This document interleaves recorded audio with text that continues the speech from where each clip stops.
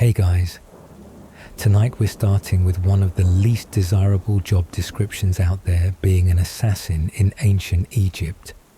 A job that's both broke, deadly, and hated by cats. Tonight, you're not a student, not a burnt-out office worker, not someone playing this video to forget the feeling in your chest. Tonight, you are an ancient Egyptian assassin. No, not the cool kind from the games. No hood, no special weapons, no neon lights or epic background music when you strike. Just you, a rusty knife, and one mission: sneak into the temple of a powerful priest without breaking the incense jar. Sounds chill, right? Nope, it sucks. It sucks in the sacred cat is staring at you while you're hiding in a jar full of snakes kind of way. It sucks in the you got tricked into a murder contract. And surprise, you're the one getting killed kind of way. It sucks in that you might die halfway through the mission and still not get the first half of your payment kind of way. So before you get too comfortable, let me know in the comments which story you want to hear next, and write it down below so I, you, and everyone else can hear it together. And take a moment to like the video and subscribe, but only if you actually enjoy what I'm doing here. And tell me in the comments where you're tuning in from and what time it is for you. It's always fun to see who's listening from all around the world. Now, turn off the lights. Maybe turn on a fan for that soft humming background. And let's step into tonight's journey together. Every smell, every sound, every breathless moment of a night as an assassin in a land full of too many gods and too few places to hide. No one is born wanting to stab people. No child in ancient Egypt sat around drawing pictures of daggers and wrote underneath, "When I grow up, I want to kill a big priest and run really fast." There was no coming-of-age ceremony where they handed out sacred knives instead of date cakes. No one in the temple ever looked at you and said, "Oh, the eyes of this child, perfect for striking in the dark." No. You didn't choose to become an assassin. You were pushed by life into a corner where people no longer asked what you lived for, only you're still alive. Popular CVs for an Egyptian assassin. In this society, to become an assassin, you didn't need a degree. You just needed to be someone no one remembered. A few ideal resumes, a fugitive still with chain marks on the neck, and a stolen iron spoon turned weapon in hand. A fortune teller fired for predicting the pharaoh would live 200 years. The pharaoh died 3 days later. A bread delivery guy once accidentally kicked a sacred temple cat and was banned by the entire village from going near the temple. A farm duty dodger kicked out by his father for not knowing how to plow, only how to sneak. None of them were trained. They were just used to not being seen in the light. Where you were before getting the job, you live, or more accurately, hide in a crevice the size of a hand behind an old brick kiln. Cracked mud walls, damp straw. Rats walk around like they own the place. A snake lives underfoot.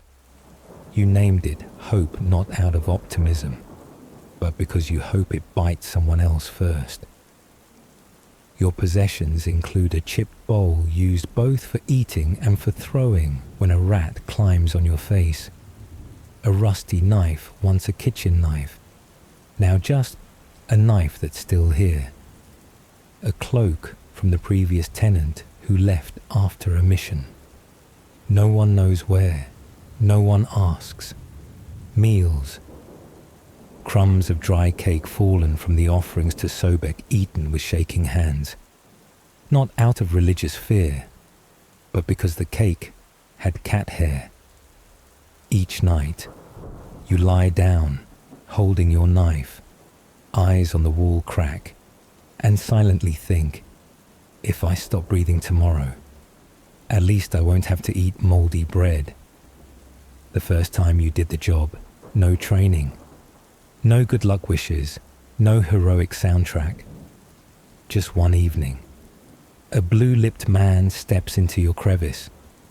He places in front of you a piece of donkey skin engraved with a name. A priest, rich, sleeps deeply, has a beard. You don't ask why. You just nod, because there's a small silver pouch tied to the corner of the scroll, and because you don't want to be hungry anymore. The fated night. You crawl across the temple roof like a cat bitten by a rat. Climb the pillar with bare hands shaking from fear, not the wind. You get inside the shrine. The priest is asleep, snoring like a thunder god. You draw the knife, inhale deeply, step forward, lift your head, sneeze. A sound rings out like a funeral drum. The temple cat opens its eyes, looks at you, doesn't react, just watches as if taking mental notes to report back to Goddess Bastard later. You run, trip over the holy water jar, smack your head on the stone altar, throw up a bit of porridge from breakfast, lose a sandal, but you live. You don't know if you completed the job.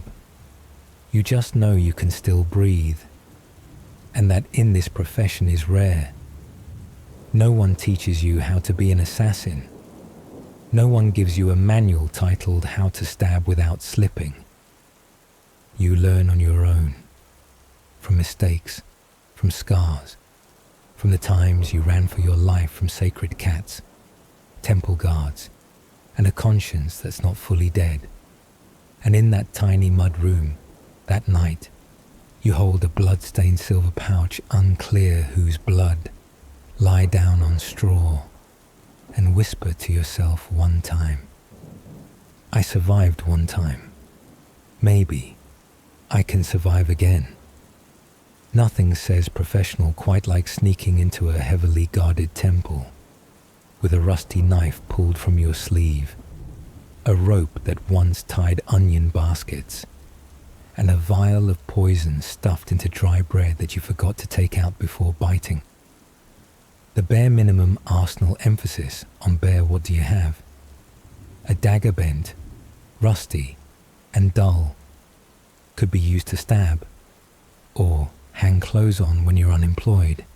Some call it a meditation weapon, because you have to be very calm to actually dare use it.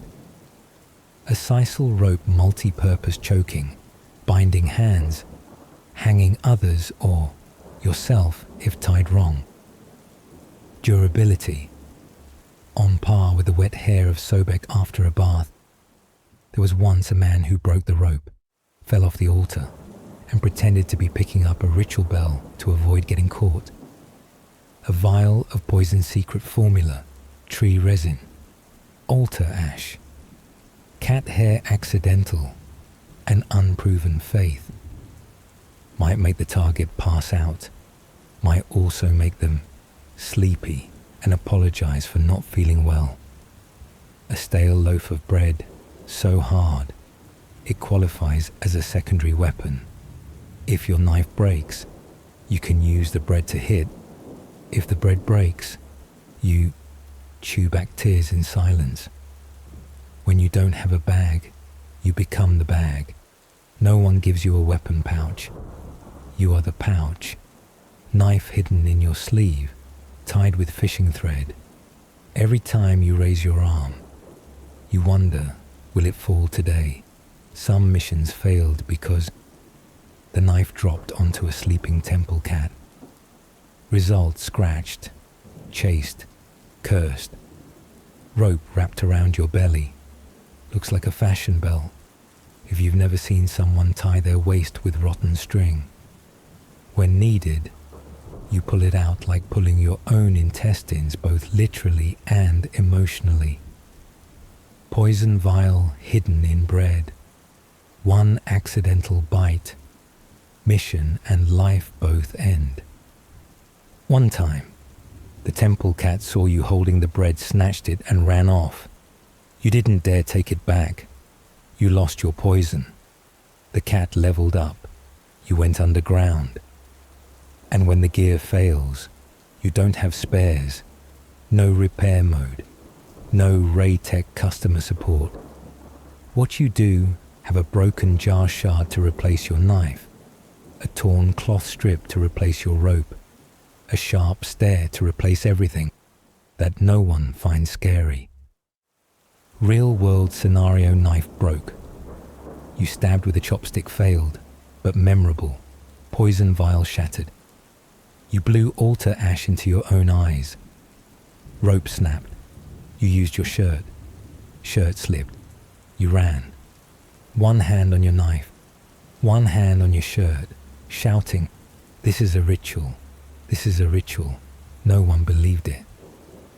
But someone clapped. You don't survive because of your dagger. You survive because of desperate creativity. Poor Egyptian assassins don't kill with skill.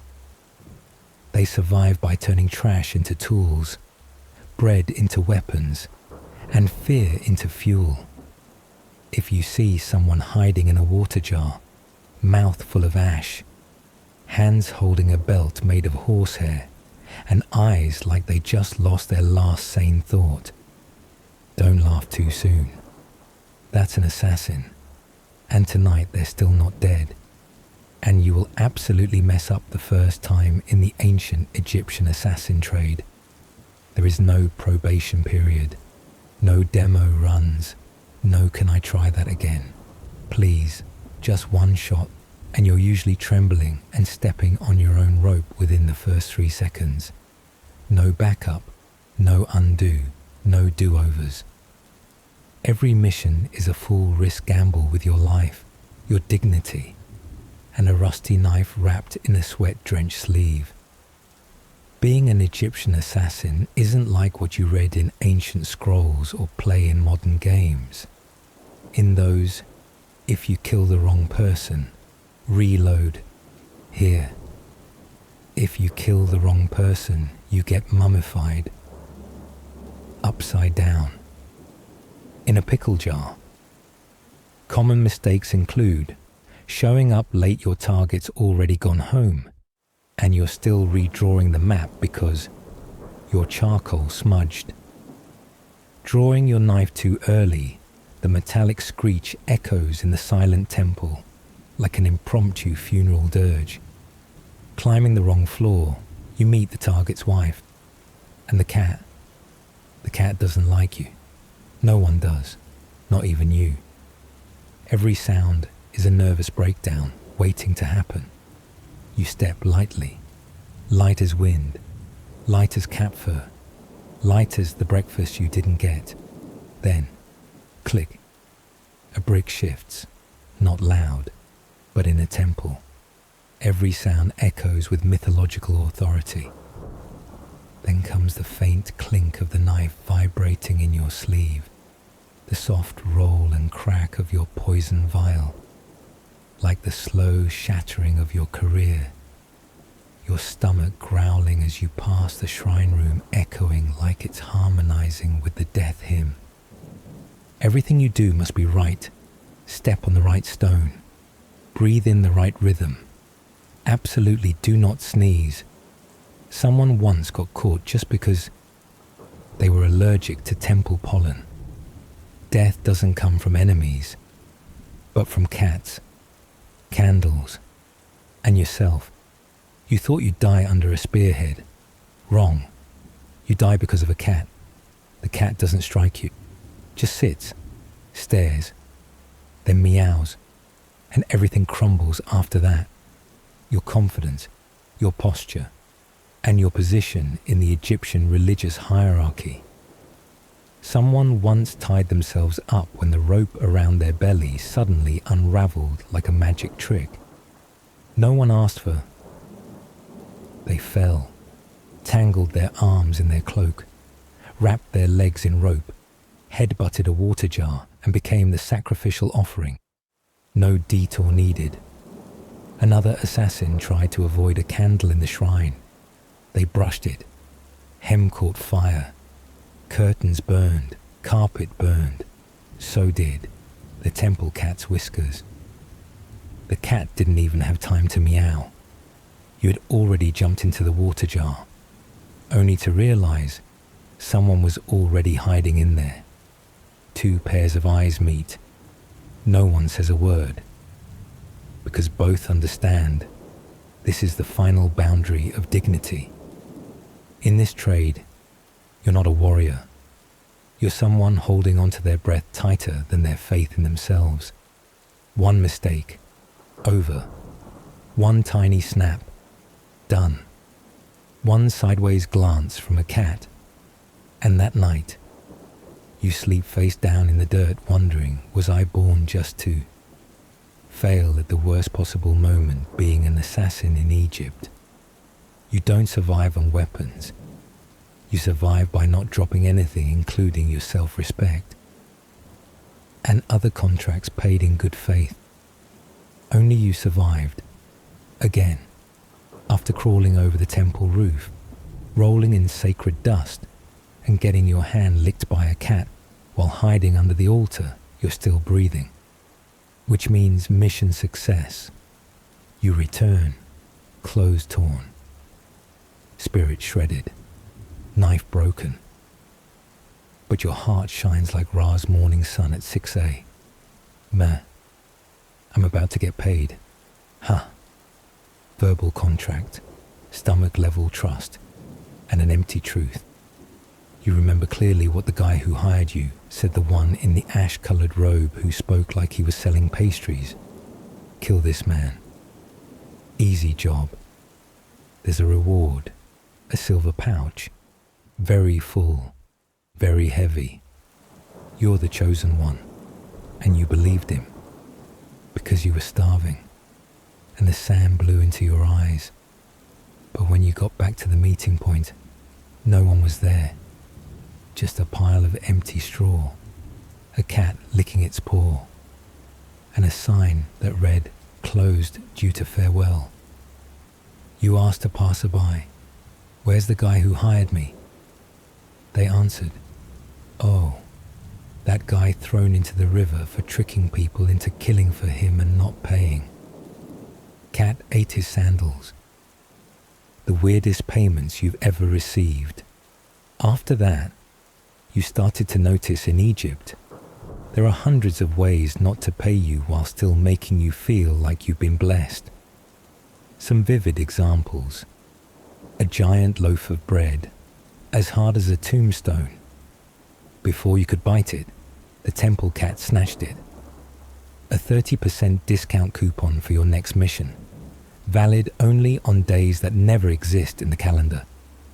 A basket of onions, accompanied by this advice: you should leave the city for a few years.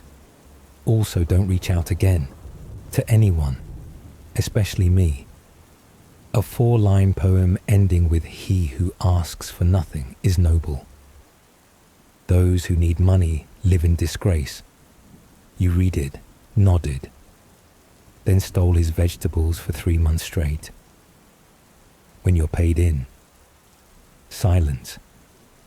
There are times when no one says anything. No one looks at you. No one remembers you ever existed. You walk through the market. People turn away. You ask, "I'm here to collect the reward." No one replies. Just a goat stares at you, then also turns away. You go to the house of the guy who hired you, now a tea house.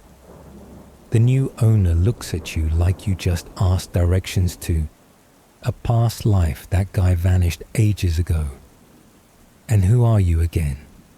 Being an assassin means not fearing blood, not fearing the temple cat, not fearing sneezing in the shrine.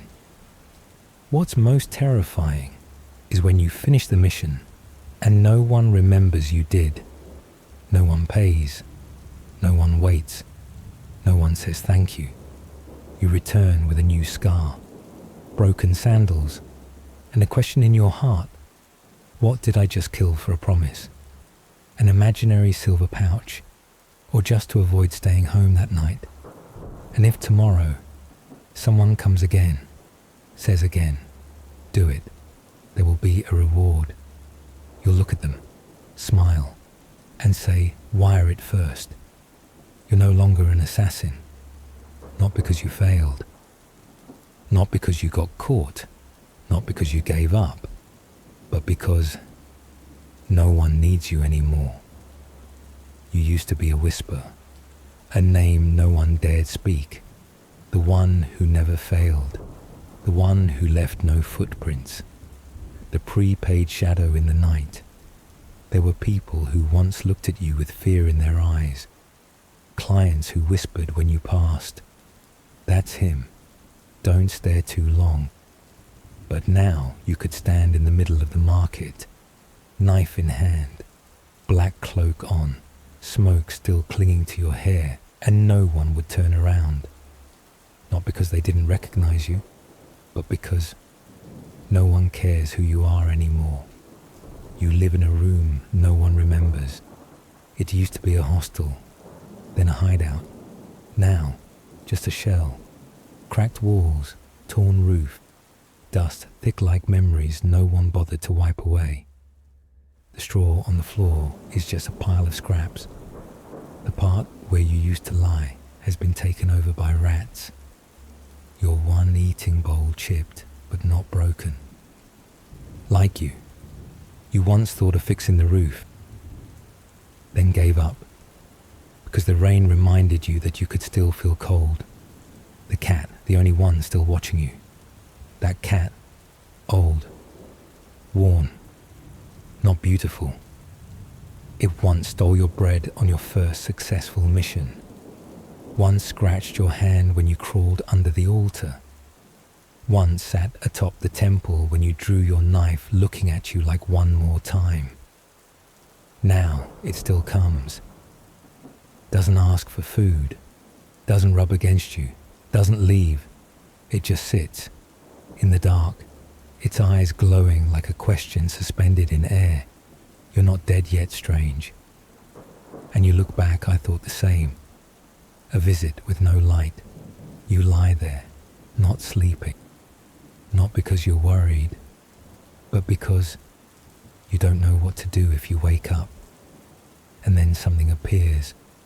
No sound, no form, no introduction. Just a presence. You're not sure it's a dream. You're not sure you're awake either. But you know it's Seth. He doesn't look like the paintings. No crown, no scepter. Just darkness with shape. He doesn't come closer. You don't step back. The two of you stand at a distance like the space between someone who once existed and someone who's slowly fading. Then he asks, not your name, not how many you've killed, not who hired you. He asks, when no one needs you anymore, who are you? If you no longer kill, what do you live for? Does anyone remember you, besides yourself? You don't answer, not because you don't have an answer, but because you never thought you'd need one. You used to live by the mission. They gave a name, you acted. Job done, you vanished. Repeat. Now no one gives names anymore. You're still here. So what are you? Each day is a silent test. You hear the market, people calling each other, children crying, then laughing, knives chopping vegetables, the sound of life that doesn't need you. No one asks, where are you off to today? Will you take another job? Still alive. You don't step outside, not out of fear, but because you don't want to bother anyone, not even the act of being forgotten. In the mirror, no one looks into there's you. There's no real mirror, just your shadow on the wall, fading, not because the light is weak, but because no one looks hard enough to see you anymore. You touch your face, cold, bone, no smell of blood, just the tired breath of someone who won't be called awake tomorrow. And you lie on your side. The cat still sits there. Dawn hasn't come. No one's coming. No one needs you. You're not hungry, not sad, not angry. Just one question lingers in your mind, echoing like the Nile's end-of-season wind. If I stepped outside, would anyone see me? No one answers, not even you. And that is the scariest part. Not that you won't get paid, not death, but that you no longer have a role. That morning, you opened your eyes but didn't get up. No knocking on the door, no whispered names, no one calling you to kill, to scare, to slip into places where light was never allowed. Only morning light creeping through the crack in the mud wall, as if it wasn't sure you were still there. You didn't move right away, arms still curled, legs clutched around your cloak, eyes half open like someone used to waking at any moment just to stay alive. Only there was nothing to wake for anymore. Not because you were tired, but because there was nothing to do. Before, opening your eyes meant knowing exactly where to go, who to meet, who to follow, what to take, who to kill. Now, there's only one question left. What am I still here for? And every time you ask, you hear silence. Not the peaceful kind. The kind that makes it feel like the whole world has moved on without you. You sit up. The room's the same. Same broken roof. Same cracked corner.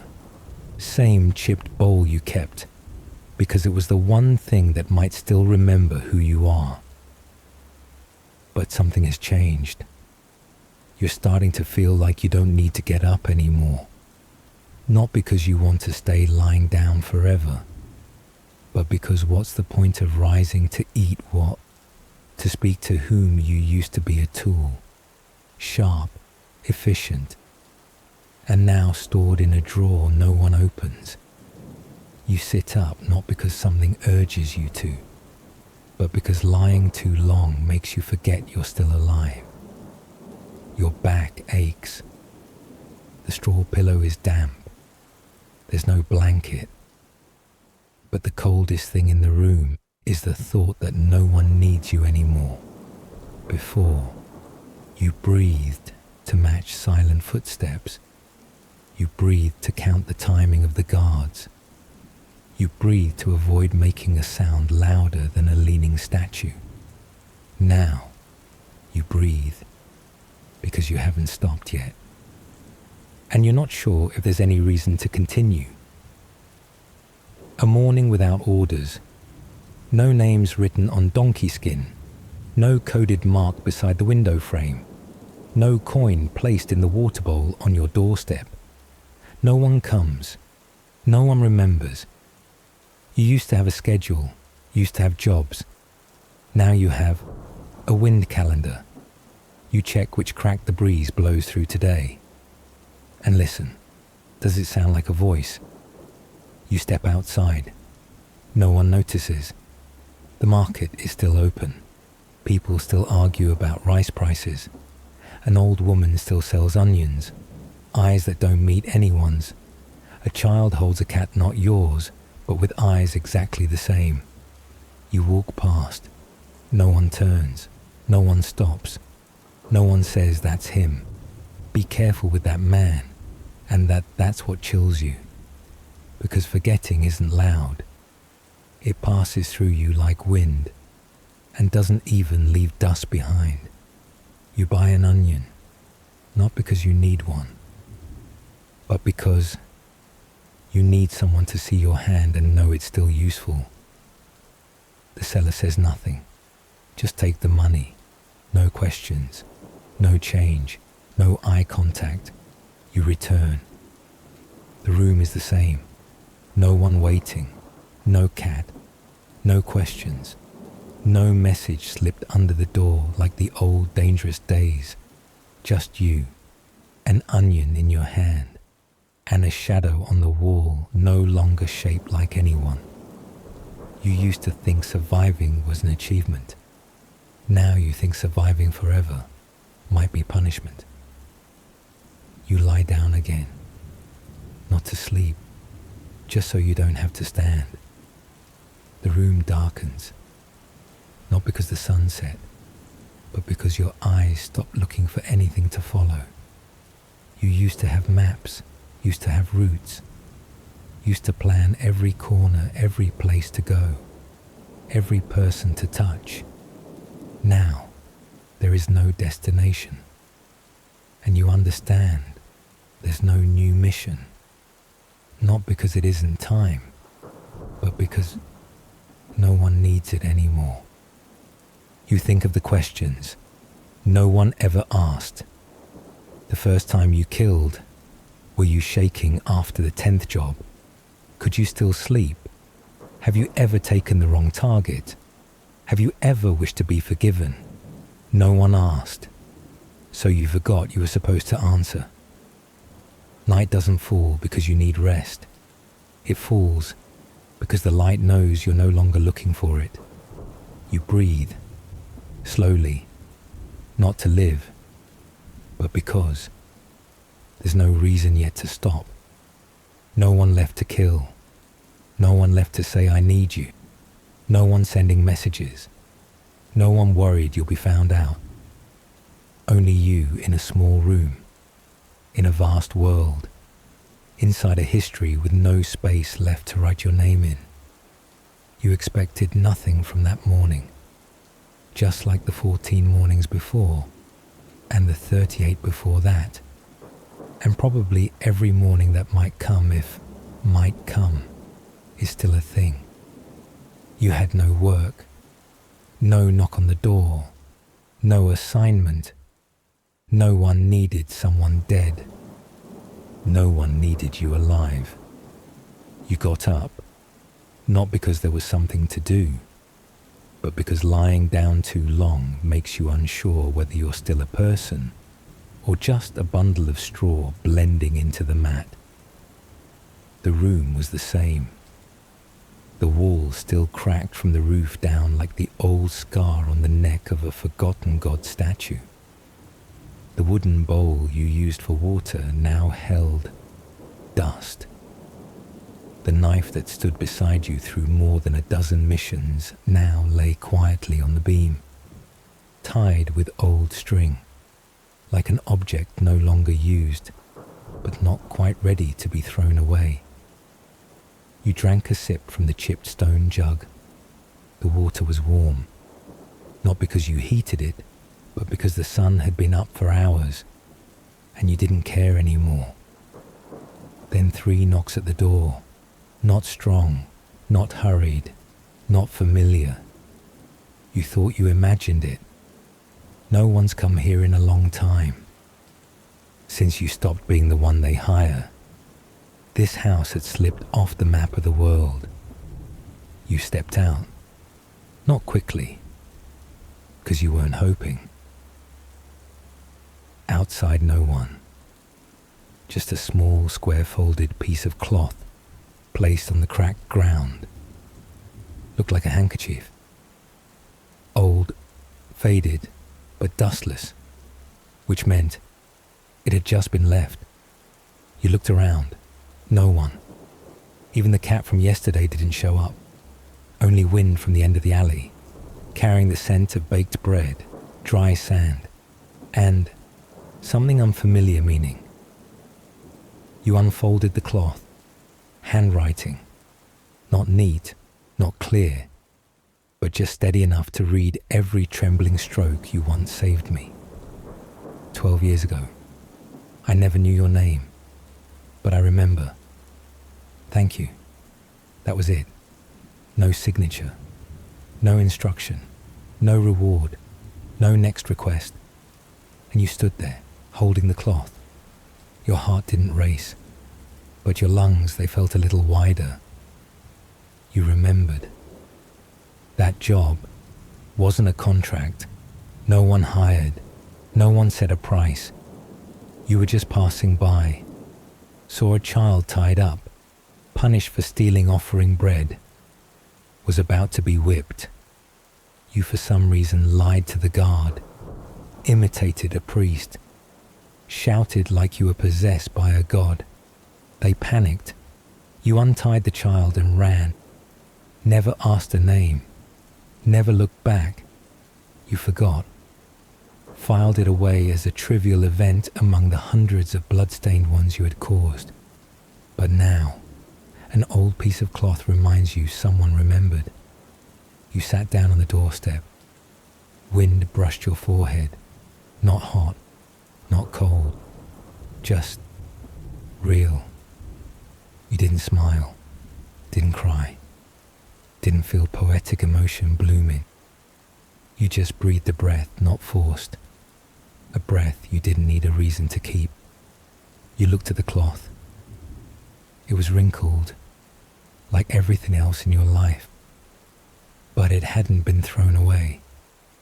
You walked back in, took the old string, tied the cloth to the wall, right beside the rusty knife, not for display, just so it wouldn't blow away. You looked at it once more, didn't reread it. You already knew it by heart. You sat down on the straw, leaned against the wall, hands resting on knees, heart somewhere in your chest, and you said not loud, not soft. So, someone remembers. You were once known by fear, once hired by death, once remembered by whispers. But this morning, you were remembered by a thank you. No silver, no job, no expectation for reply. Just a line, a cloth, a person. And for the first time in many years, you understood. Not everything you did disappeared. Something stayed in someone long enough to come back. You thought your life had ended in the last chapter. After receiving that piece of cloth, with a thank you as warm as the first sunlight after 100 years of hired killing, you thought, yeah, maybe this is the fade to black. I'll just sit here, a grateful old shadow, writing old poems, talking to cats, and dying poetically. But no, life doesn't let you die peacefully like that, because you suddenly became famous. It all started with one nosy kid you were sleeping or pretending to when you heard sneaky footsteps. Not a guard, not another assassin, just a child standing at your door, eyes wide like the moon, holding a loaf of bread, and not afraid of you. You opened your eyes. It blurted, "You're the legendary assassin." Right, you didn't even get the chance to deny it before it went on. The one who escaped Osiris's temple by crawling through the ritual chimney. You blinked. What chimney? Osiris's temple has smoke. You once dove into the holy water jar, but don't call it a chimney. But too late. The story had begun to live its own life, a legend rewritten by people who've never held a knife. 3 days later, you went to the market. No one avoided your gaze anymore. On the contrary, someone greeted you. The vegetable seller. "Thanks for taking out that idol thief last year. You who, the onion lady, heard you once disguised as the sacred cat to sneak into the palace. You, what a child shoved a pastry into your hand. I'm studying assassination based on your stories. But my mum's making me learn pottery first." You wanted to say no. Don't choose this job.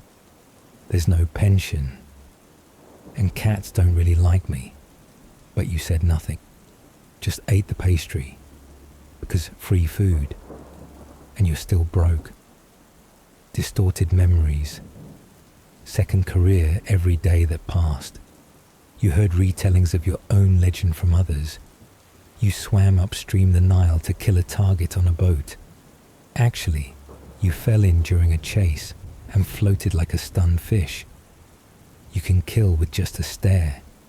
One guy slipped on an onion peel you accidentally dropped. You never fail. You once tripped 3 times in one mission and faked your death just to end it. You wanted to clarify.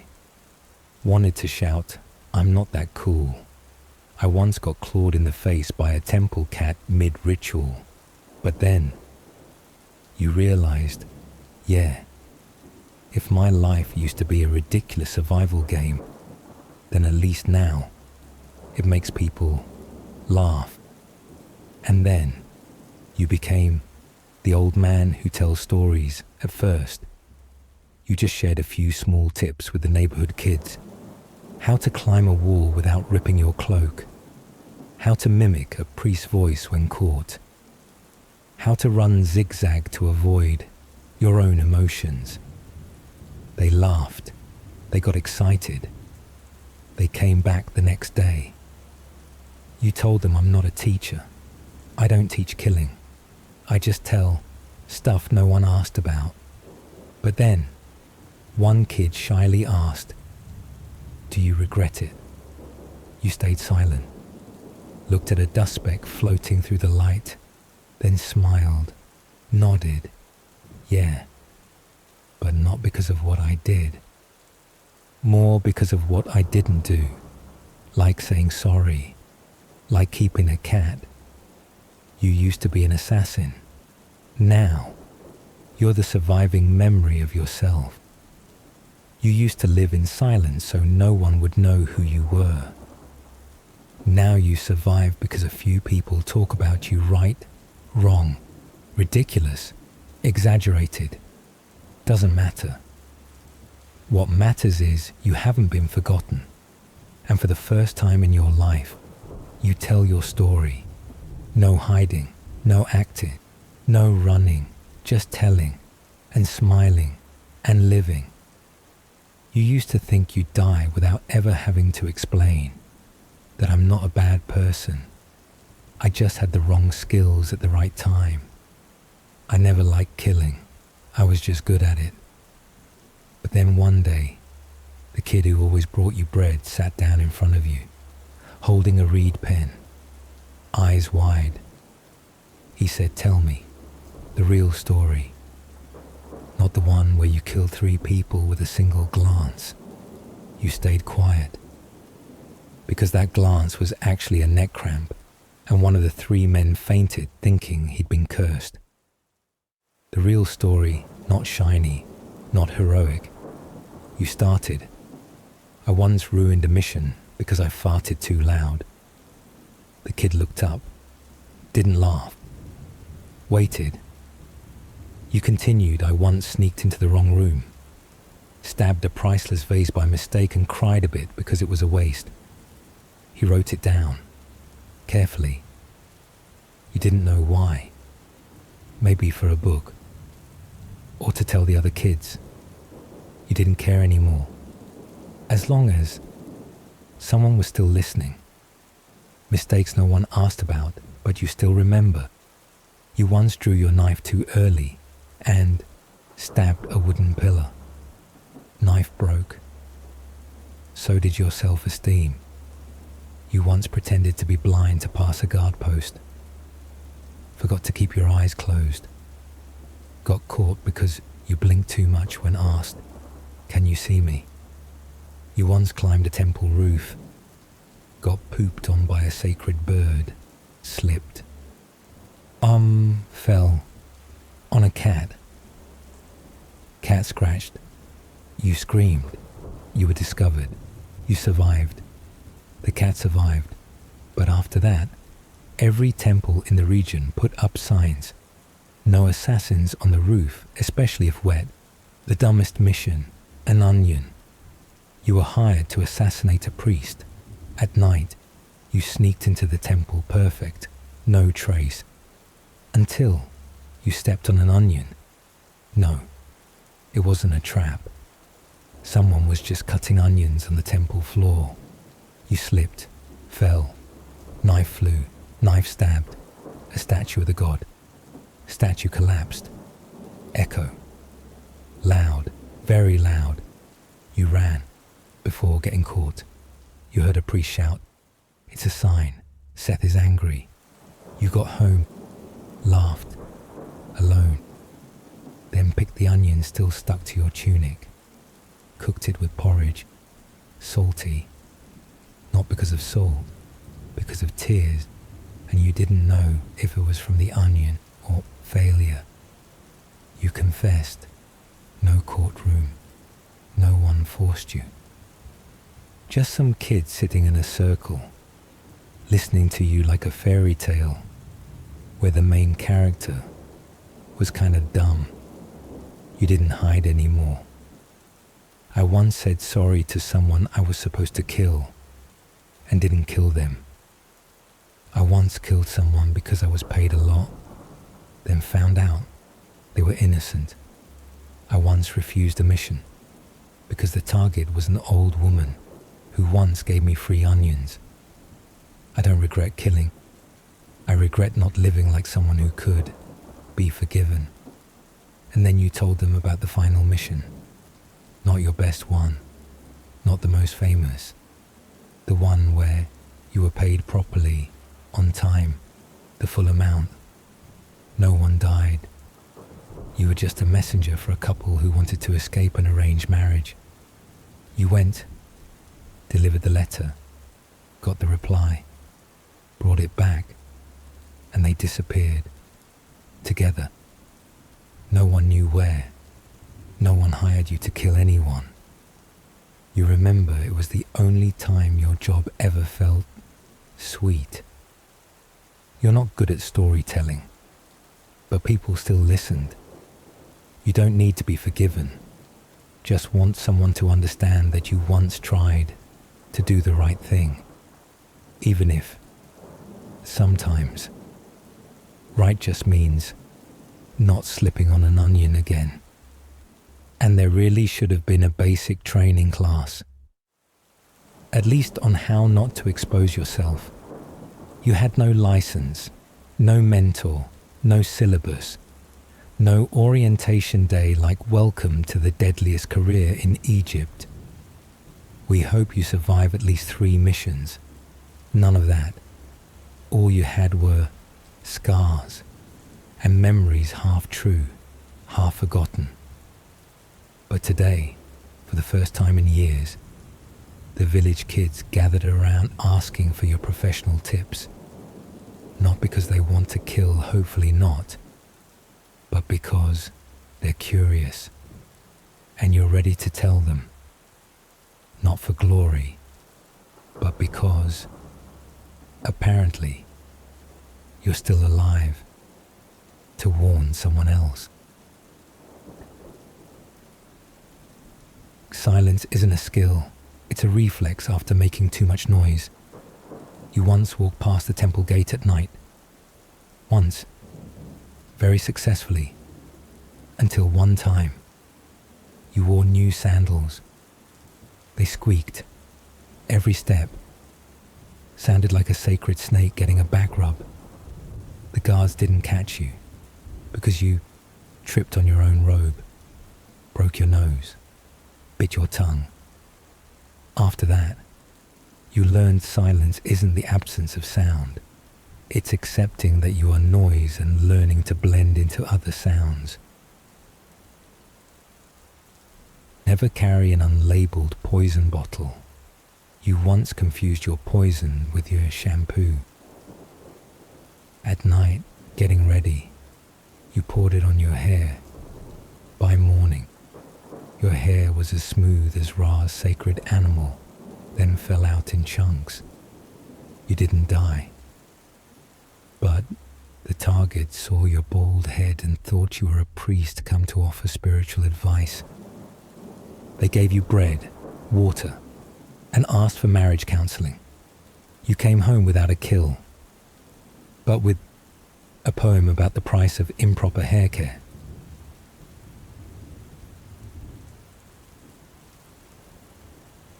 Don't eat too much before climbing walls.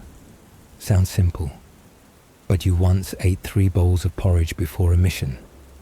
Result: climbed wall, stomach pain. Lurking, made weird noises. Guards thought it was a sign from the gods. They lit torches, panicked, illuminated the whole temple. You jumped into the river, not to escape, but to soothe your gut. Clothing doesn't make the assassin, but ripping in the wrong place makes a comedy. You once wore the coolest black outfit of your life. Long, sleek, no snags, slightly tight. Perfect until you bent over, and the back seam split open. You tried sneaking down the corridor like a shadow, but everyone looked, not because you were dangerous, but because your underwear had cat prints. Conclusion: be cool, but double check your lining.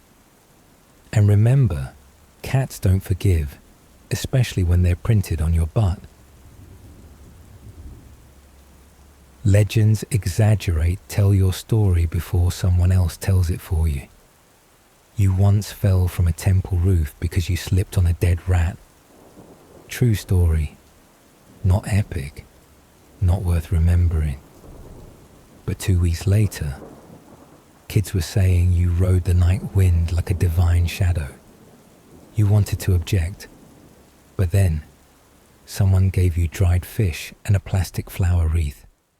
From then on, you learn. Truth matters, but free snacks matter more. If you've survived the embarrassing stuff, tell it before someone gets it wrong.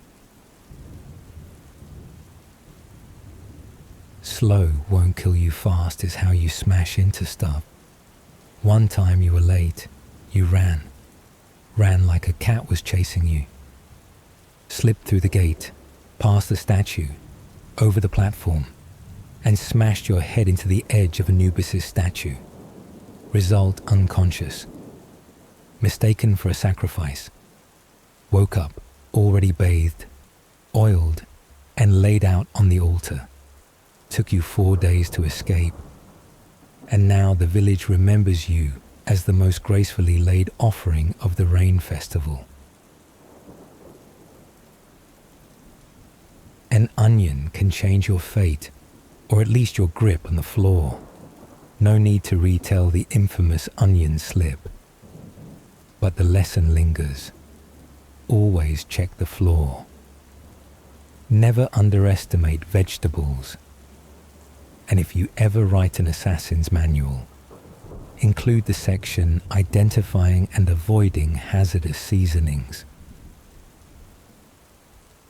You're not a great teacher.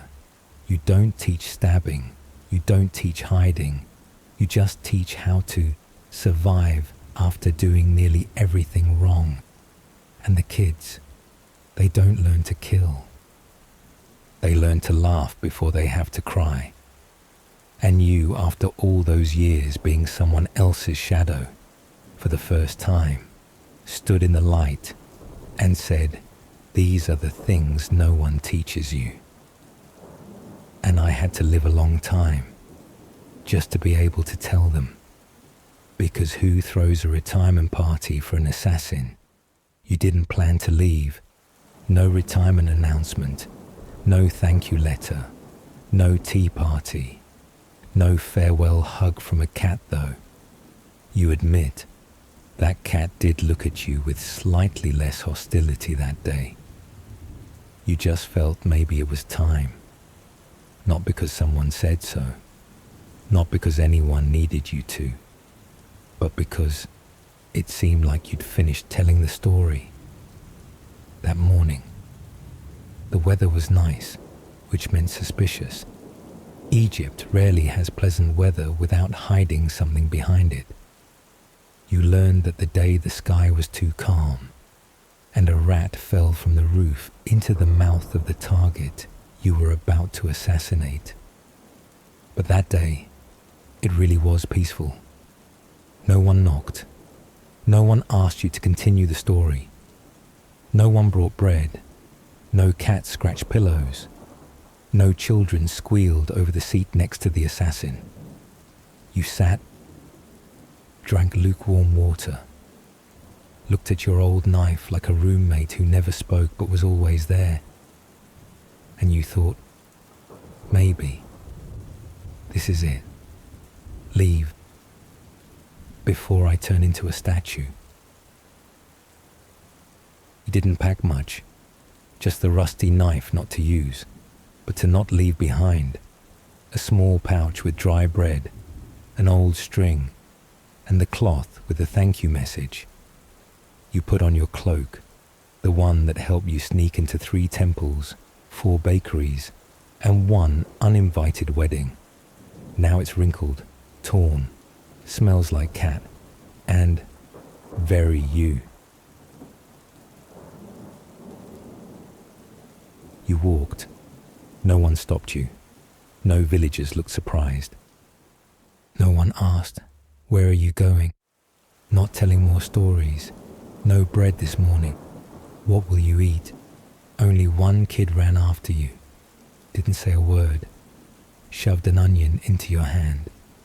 You looked at him. He smiled, then ran off. You understood. This is the new farewell ritual. No flowers, just an onion. No tears unless you peel it. On your way out, you met an old pottery seller who once hired you, then backed out. Now he pretended not to know you. You waved. He waved back. No tension, no debt, just a smile. Everyone lives longer when you don't take the payment. A lightning-struck God statue. You once hid behind it. Now it's cracked. You touched it still cool. Like your old trade, no one wants to get close. But there's value in its shade. A cat. Not that one. But it looked at you like it knew something. You crouched down, tried to pet it. It walked away. You laughed, fair enough. Not everyone gets a cat to send them off.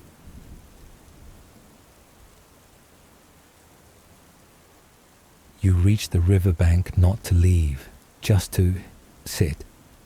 No one waited by the boat. No one called your name from across the shore. No one handed you a return ticket.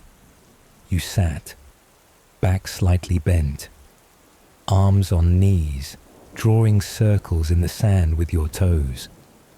The afternoon shadow stretched like a list of things you never did in time, saying your real name once, sparing someone sooner, saying thank you before they died, raising a cat just to see if it'd stay.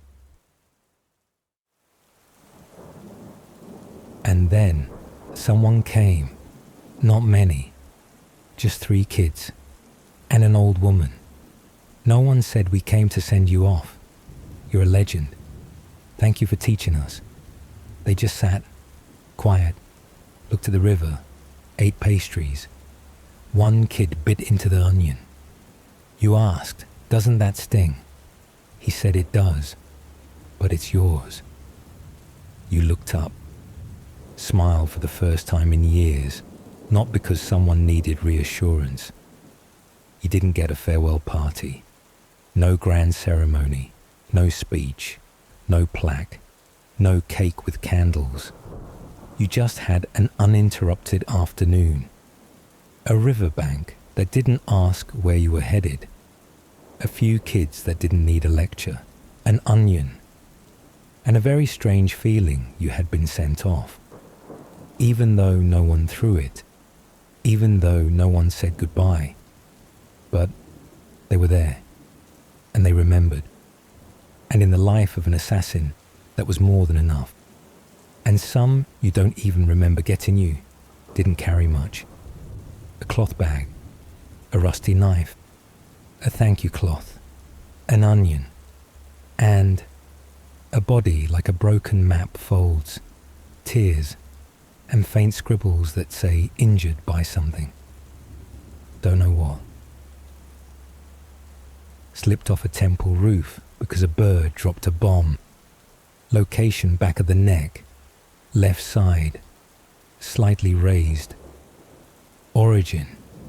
You were tracking a target from the roof of Horus's temple, lying flat like a breathing statue. Suddenly splat sacred bird. No one warned you that species uses the temple as a public restroom. You flinched, lost grip, fell, head hit the ledge. Target thought it was a divine omen and ran. You woke up in a basket of herbs. The herbs didn't help, but you got a scar. And since then, a personal grudge against birds. Burn because the temple had candles and your robe was too long. Location right wrist. Up close. Looks like a failed tattoo. Origin. You were slipping through the pillars at night, confident like a cat, until your robe brushed a ritual candle. Candle tipped. Robe caught fire. You almost did too. Ran out looking like a smoky angel. Result banned from that temple for life. Locals nicknamed you the Charred Shadow. Made your own knife pouch, then stabbed yourself location left butt cheek. Don't ask. Origin. You tried sewing a knife pouch on your back using rough string. Got sloppy. Knife slipped when you sat down. No one stabbed you.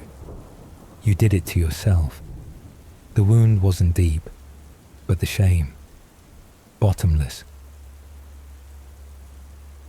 False teeth, consequence of poison testing. Not all scars are on the skin. Once, you tested a new poison. Just a taste with your tongue. That night, your front tooth fell out. Not from the poison, but from panic you bit the cup too hard. Since then, you speak with a whistle. Someone once mistook you for a priest because of how you pronounce today is the sacred ceremony of the gods. Snake bite, not as mystical as you'd hope location calf. 2 tiny punctures. You broke into a rich person's home. Didn't know they kept snakes as pets. You thought it was a living protective charm. Turns out, it was just hungry. You got bitten, then ran.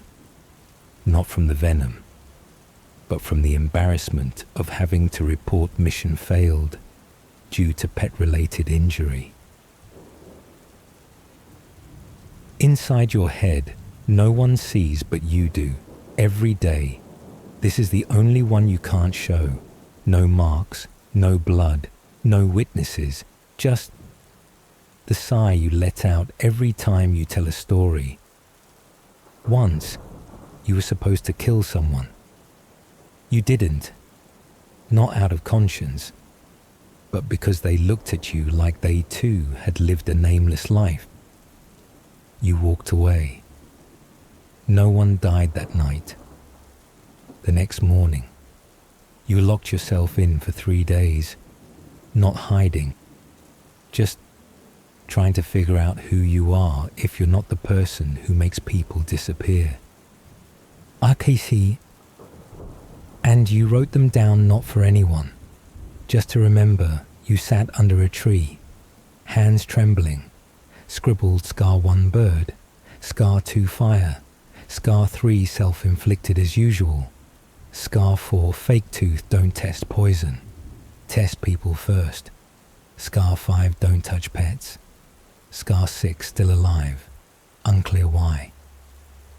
You folded the paper, slipped it into the leftover pastry pouch. No one needed this note, just in case one day someone opened your bag when you couldn't. They'd see you didn't have no story. You just didn't force anyone to hear it. No one asked you to talk about the scars. No one questioned. No one needed to know. But you told them. Not for pity, but because you knew memories stop hurting when they make someone laugh. And if the kids remember you not by name, but by the line, "He once stabbed his own butt because he forgot to lock his knife pouch," then so be it. At least you'll be remembered. Not for dying, but for the scars that lived, yet somehow passed along like a homemade bread recipe. You never thought you'd leave anything behind. No children, no medals, no title, no one sculpting your bust, which is just as well. Your nose is a little crooked.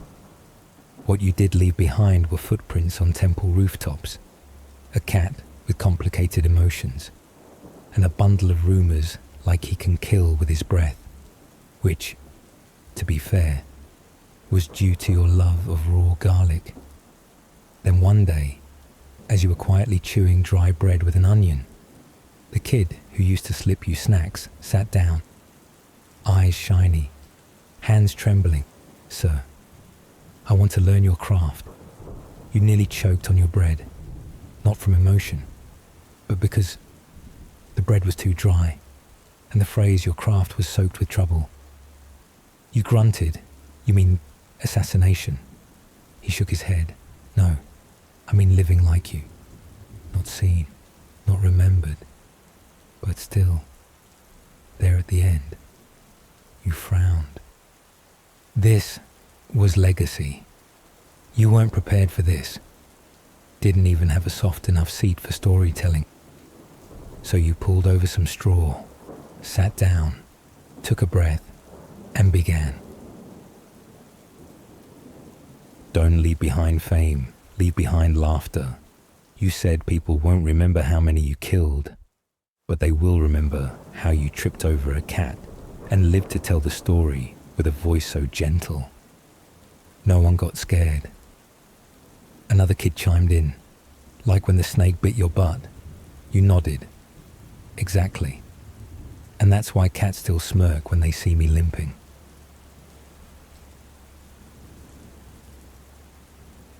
If you must hide, hide just enough to make people curious. You never disappeared completely. You always left. Something a scratch on the wall, a half-eaten piece of bread, a one-word greeting like that somehow made people ponder for days. You told the kids, don't vanish entirely. Leave a faint trace, so they wonder if you were a legend, not just gone. Onions, garlic, and rumors, one is enough to leave a mark. That time you escaped 3 guards by sneezing from garlic allergy and making them think you were possessed by a god. Now it's legend. You didn't correct it, didn't need to. You simply said, as long as the story's told, you live on in the telling. An onion fell out of your bag. You picked it up.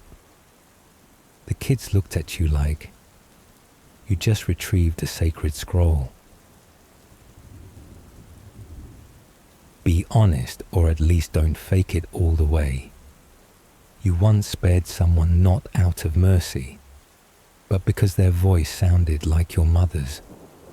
You once killed someone not because they were evil, but because you needed new shoes after slipping on a rat.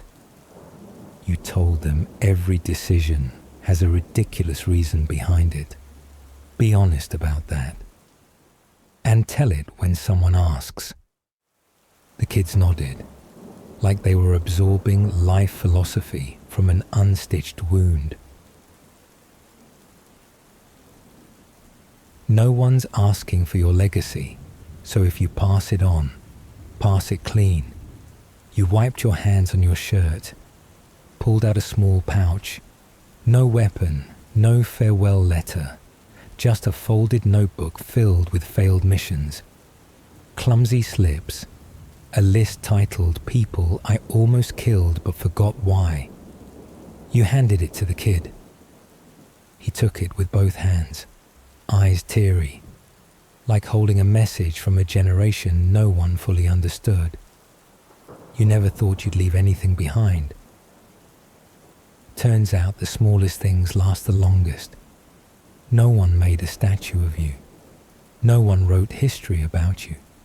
But there were kids sitting beneath that old tree, listening to you talk about being an assassin like you were describing a temporary life. And you understood legacy isn't something for others to accept. It's something you dare to leave unforced, unbragged, unsold, just there, in case someone wants to remember. Chapter 14, the final season of An Old Assassin, and the unremarkable ending, in a world that forgot how to say his name but still remembers how to tell stories about him that make people laugh and nod. That assassin. Oh, the old guy who farts while sneaking around. You entered what they call your final season, not with a drum beat, but with the crack of a knee joint as you sat down, forgetting to lay the straw first. You used to be the knight. Now you're the shadow sitting in the shade. You used to know every shortcut. Now you need 2 kids to help you cross the street. But you don't complain. No one's expecting a comeback, and you don't want one. The final season began with a sunny morning where no one mentioned you. You sat on the porch, reading your own clumsy notebook. Every page smudged with ink, a few lines crossed out, "Didn't kill today," "Weak stomach," "Almost killed wrong guy," "Thank cat sneeze," "Dozed off in pottery cabinet," "Almost got sold." You laughed. No one understood why the old man laughed alone, but they let it be. They're used to it. You tried being a regular person, results 6 out of 10. You tried raising a bird, it flew away. You tried growing onions, the cat dug them up. You went to the market for bread. The vendor said, "No need to pay. Just don't retell the story about hiding in the fish pickle jar." You nodded, but told it again anyway. Because, why not? You tried to smile more, scare less, sneak less. A kid said, "You smile like a god statue that's been touched the wrong way." You took it as a compliment.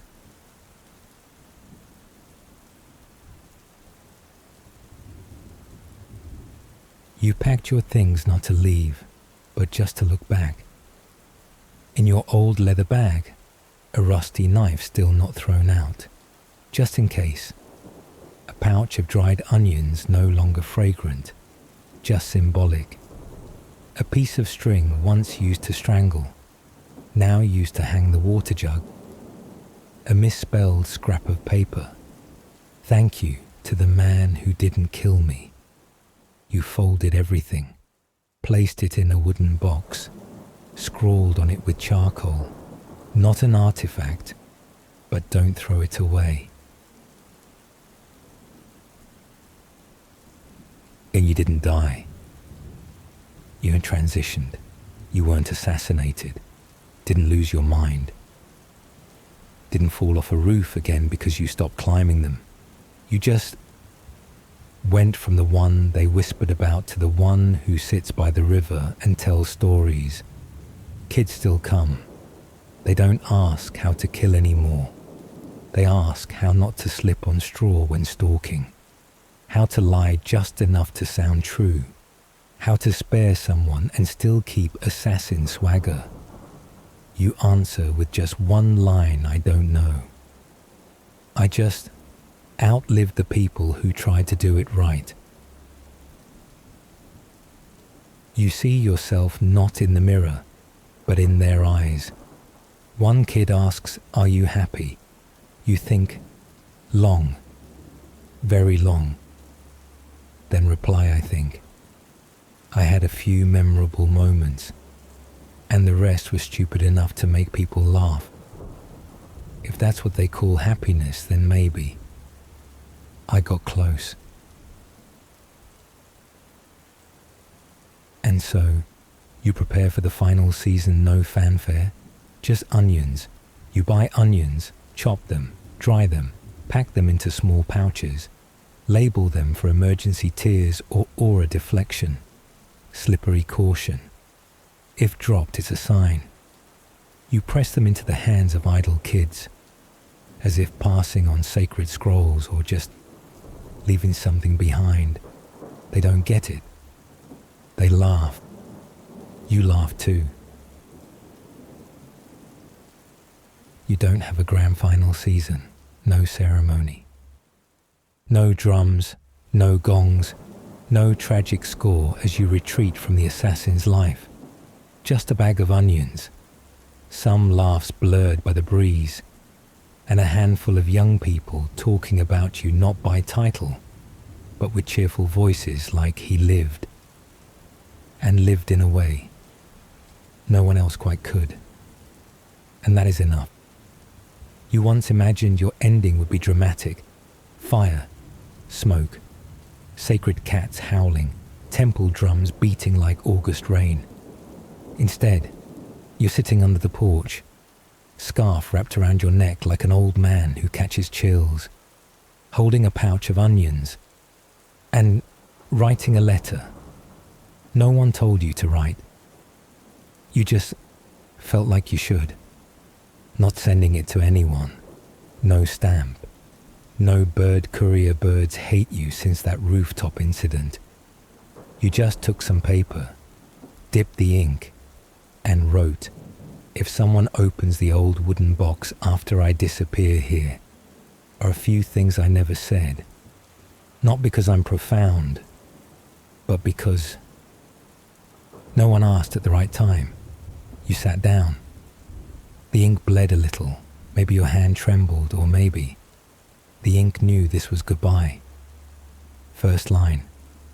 Hello. I used to be an assassin." You wrote slowly, not because you were solemn, but because you weren't sure how many strokes are in assassin. You continued. "Don't worry. I've been retired a while. Last thing I killed was an ant crawling on my onion. I was once hired to quietly do loud things and live long enough to realize living loudly is actually quieter."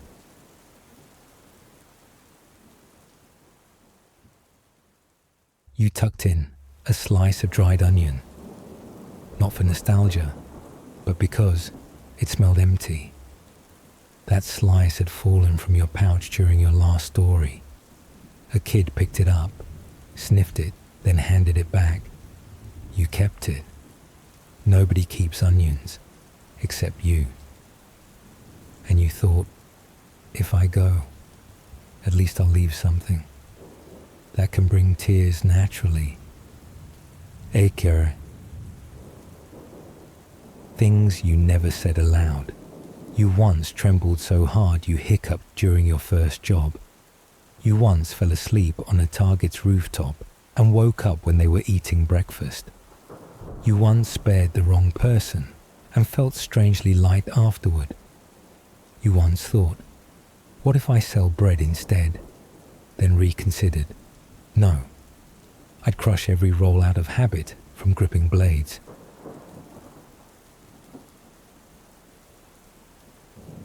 And then you apologized, not loudly, not dramatically, just one line, "I'm sorry. If anyone ever hurt, grieved, or lost someone because of me, I can't repay it. But I can sit quietly and not kill again."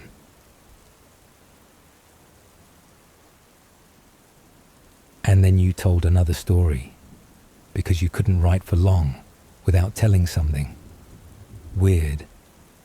You wrote about the time you were mistaken for a priest and had to preach for 3 hours to temple kids.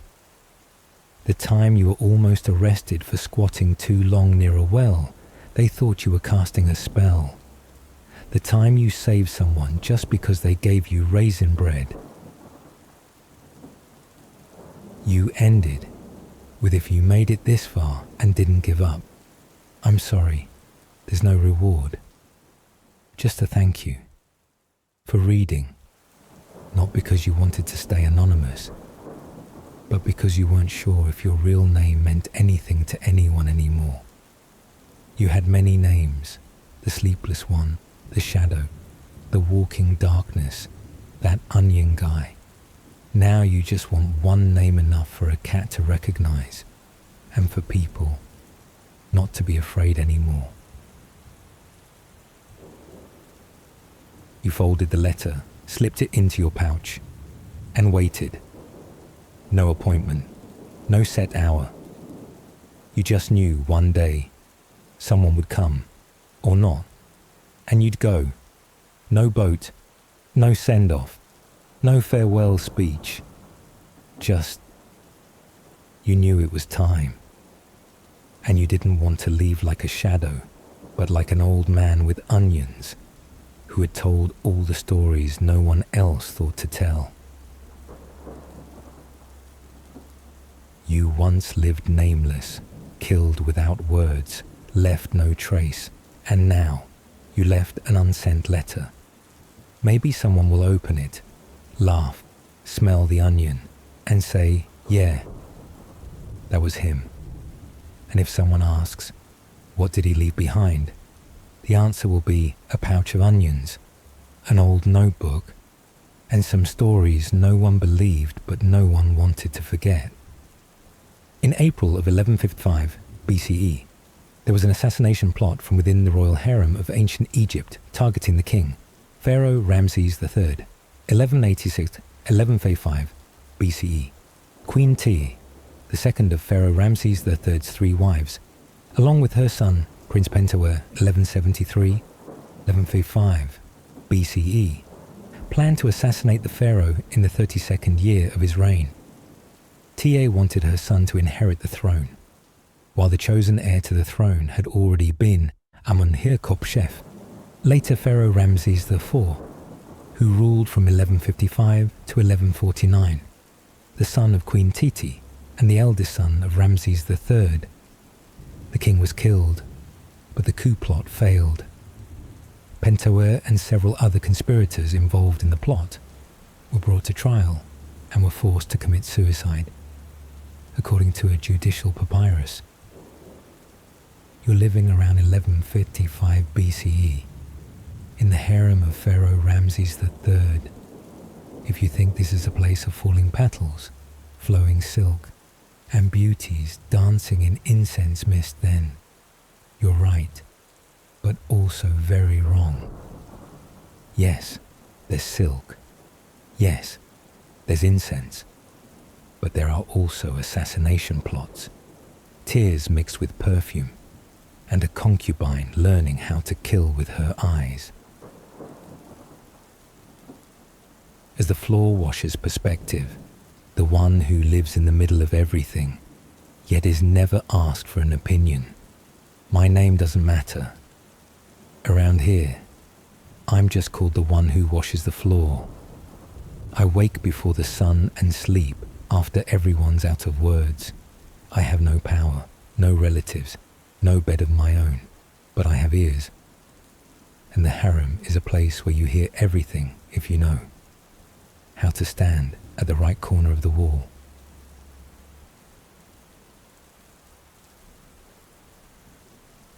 Morning, where every word is sprinkled with cinnamon and suspicion. I pass by each room. Some still smell of sandalwood from the night before. Some smell like fish sauce that wasn't sealed properly, don't ask. And in some, the wind against the curtains speaks louder than the people inside. In each room, I pick up scattered stories like rice husks clinging to sleeves. He didn't call for her last night again. My child can read his name now. I think there was something strange in the tea yesterday. And at the very end of the corridor, the quietest, hottest, and most dangerous room, that's the room of Queen Tie, the woman who was once loved, now officially forgotten.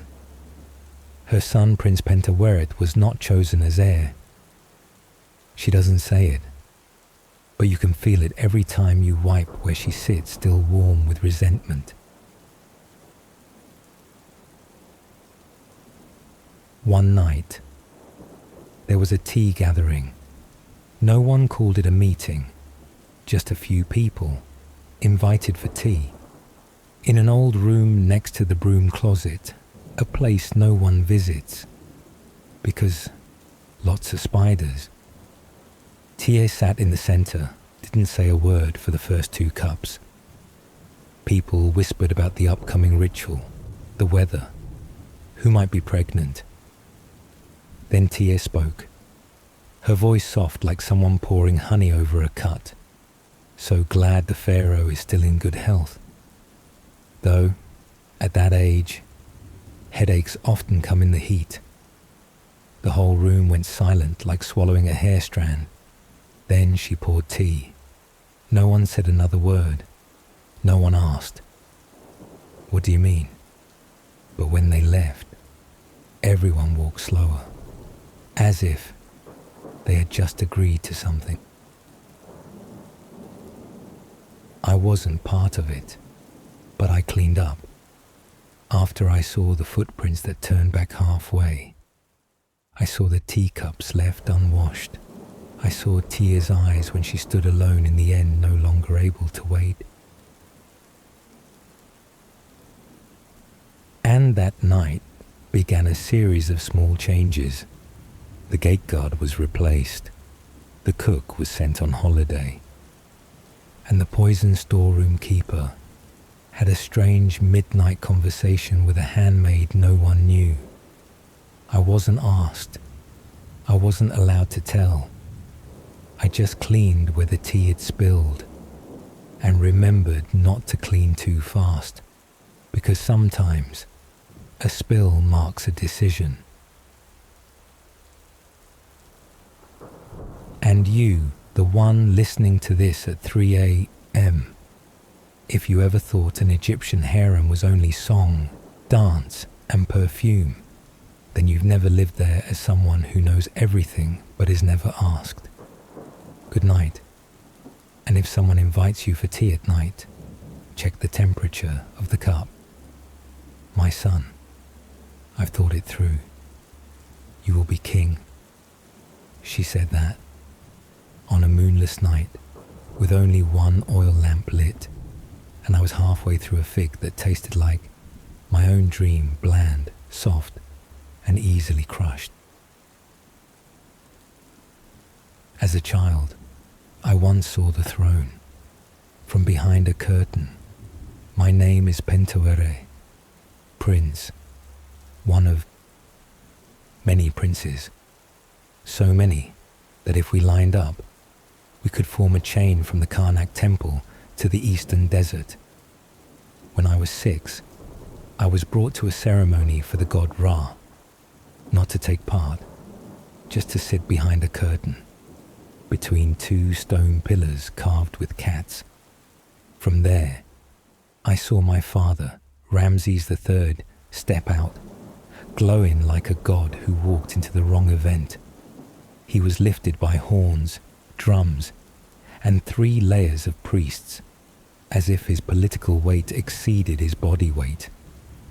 Standing next to him that day was the eldest son, the one in purple, the chosen one, and me peeling a date my mother shoved into my hand, sitting behind the curtain, beginning to learn how to be quiet. I was never hungry, but I lacked the words. You did well, mother, Tie. Taught me hieroglyphs, taught me math, taught me how to sit properly, not too straight to be envied, not too slouched to be judged. I once thought if I wasn't going to be king, I'd become a double flute player for rituals. No power, no daggers, just a good breath, and knowing when to pause the music.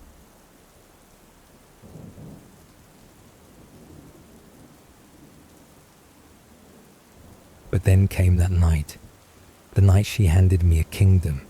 In one sentence after she spoke, I said nothing.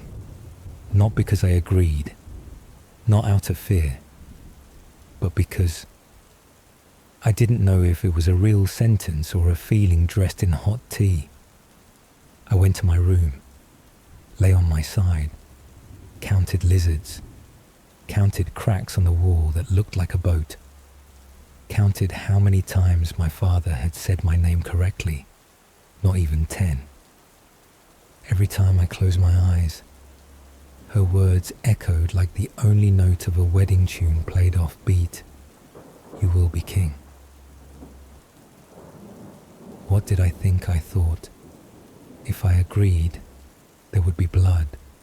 If I refused, there would be Egyptian-style disappointment. Quiet, subtle, but eternal. I once wished for a quiet life, to teach, write poems, play the flute during Sobek's monthly statue bathing ceremony. Now, I'm contemplating which angle on the neck would draw the least attention.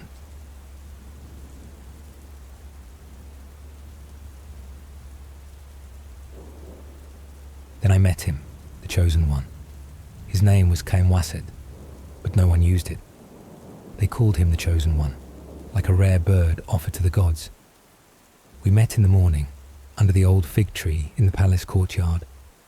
I was writing, pretending it was a list of offerings, actually writing unrhymed poetry. He passed by, looked at me, then sat down. What are you writing a list? Ah, I learned horseback riding this morning, fell 3 times. My butt hurts. We both laughed, not the kind of laugh between friends, but the kind when 2 people know they're in the same game, just with different rules. The conversation played out like a script with no writer. Being king must be hard. Yeah, but not being king isn't easy either. I don't know why I said that. Maybe because when you're in front of the chosen one, you want to be chosen too, even if it's for something else. Before he left, he said, I heard you're good at the double flute. Yeah, I once wanted to do that for life. If I survive, I'll invite you to play at my coronation. If I survive, I won't come. This story doesn't have a climax. Not yet. Just a boy, born to sit near the throne, and a mother, too tired to wait for justice to arrive by letter. And an unanswered question, if fate doesn't choose you, do you have the right to choose again? In the palace of Pharaoh Ramses III. That night, nothing was different, but also nothing was quite the same. Everyone acted like nothing was happening, but prepared like they were about to challenge the god Ra himself. Panuk, the eunuch who specialized in forging royal signatures, was practicing his voice. He sat in the room next to the sacred cat chamber, writing and muttering. Order of Pharaoh Ramses III, capital R. Don't mix him up with Ramses II. Oh gods. His hand trembled. Ink spilled. The forged decree got cat fur stuck to it. He rewrote it, re-glued it, whispered desperate prayers to Thoth that this signature would fool the guards. And history.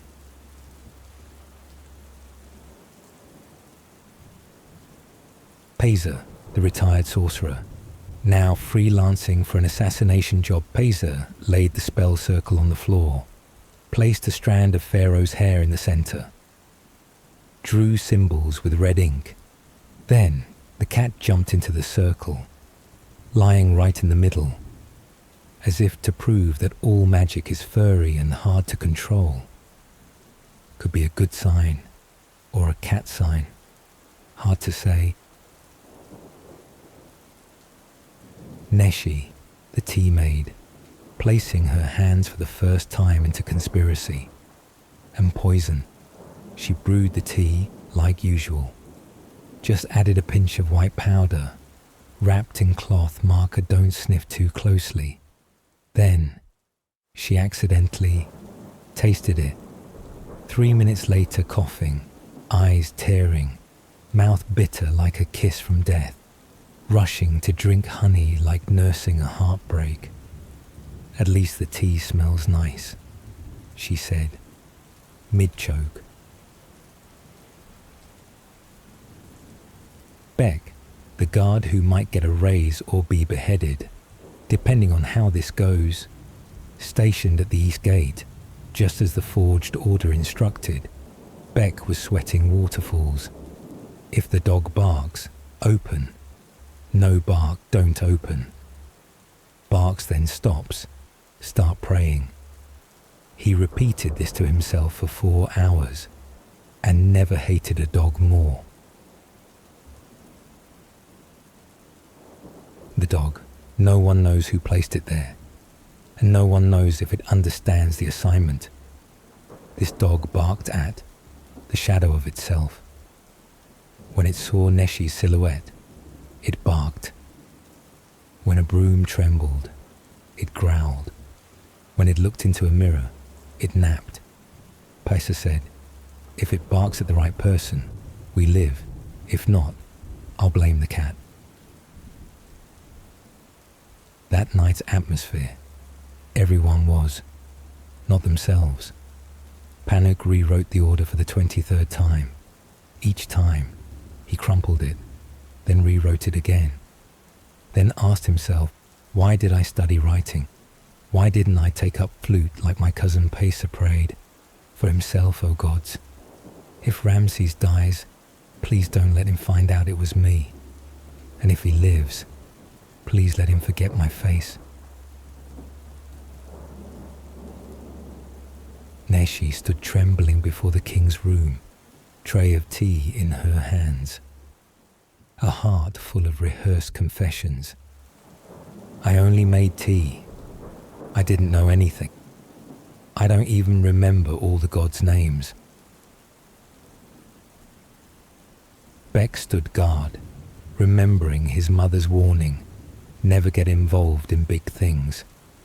Then he looked at the gold pouch in his robe and thought, oh well, Mom doesn't know wheat's doubled in price. Antie, not trembling, not worried, not sweating. She sat alone, back straight, watching the golden flame flicker in the rim of a worn bronze mirror. If the plan works, my son becomes king. If it doesn't, I become the final chapter in a history book. And who dares say I didn't deserve more? And the next morning, tea spilled, words unsaid, blood unstained, but no one breathed hard. The pharaoh didn't die immediately. He collapsed gently from fatigue, or inhaled the wrong kind of steam, or was stabbed, but embalmed just in time. In the room, the tea tray was still there. One cup was tipped over. No one cleaned it. No one picked it up. No one asked who made the tea. The stain on the floor resembled a handprint. Everyone walked around it like they were passing a tomb. Paisa vanished. Panuk disappeared. Neshi was granted unpaid leave. Beck requested transfer to Goat Pen Security. and the dog was promoted to official lucky mascot. Since then, every time tea spilled in the palace, no one wiped it up quickly. They covered it with cloth, not for manners, but because that's how ancient Egypt cleaned up guilt, by covering it and moving on.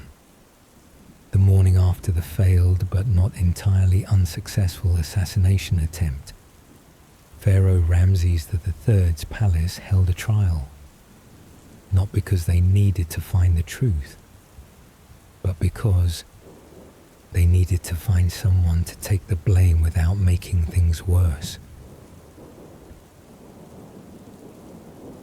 The courtroom, no justice, just thick walls and eyes that wanted to live. In the center sat 7 people, 2 high-ranking priests, 1 judge who had previously ruled on the sacred cat theft case, 1 royal scribe known for writing transcripts without repeating the truth, and 3 others' identities unknown, but everyone feared them. The list of the accused, longer than Ramses's list of children, a total of 40 people, including handmaids who had once stood near the tea, guards who stood in the wrong place at the right time, sorcerer Parza, who had a suspicious expression, eunuch Panuk, whose handwriting looked dangerous, and Prince Pentawere, who didn't choose to join, but was born into the wrong dream. And the testimonies, everyone sounded like they were in a contest for safest answer of the year yes. I only made the tea. I prayed for peace, not rebellion. I can't read, so real or fake decree. I couldn't tell. I never wanted to be king, just wanted to play the double flute. Pentawere, gently.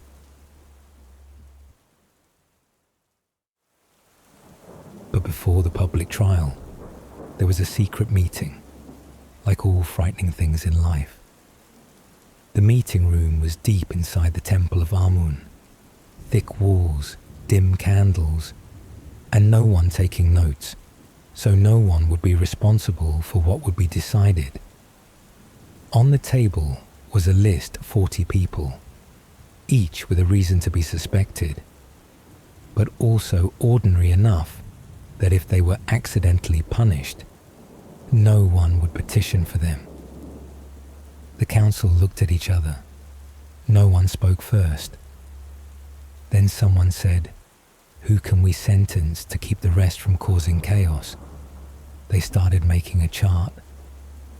After a pause, exactly as long as it took a lizard to climb from the table leg to the statue of Horus, one whispered, Pentawere, high enough to matter, alone enough not to spark resistance.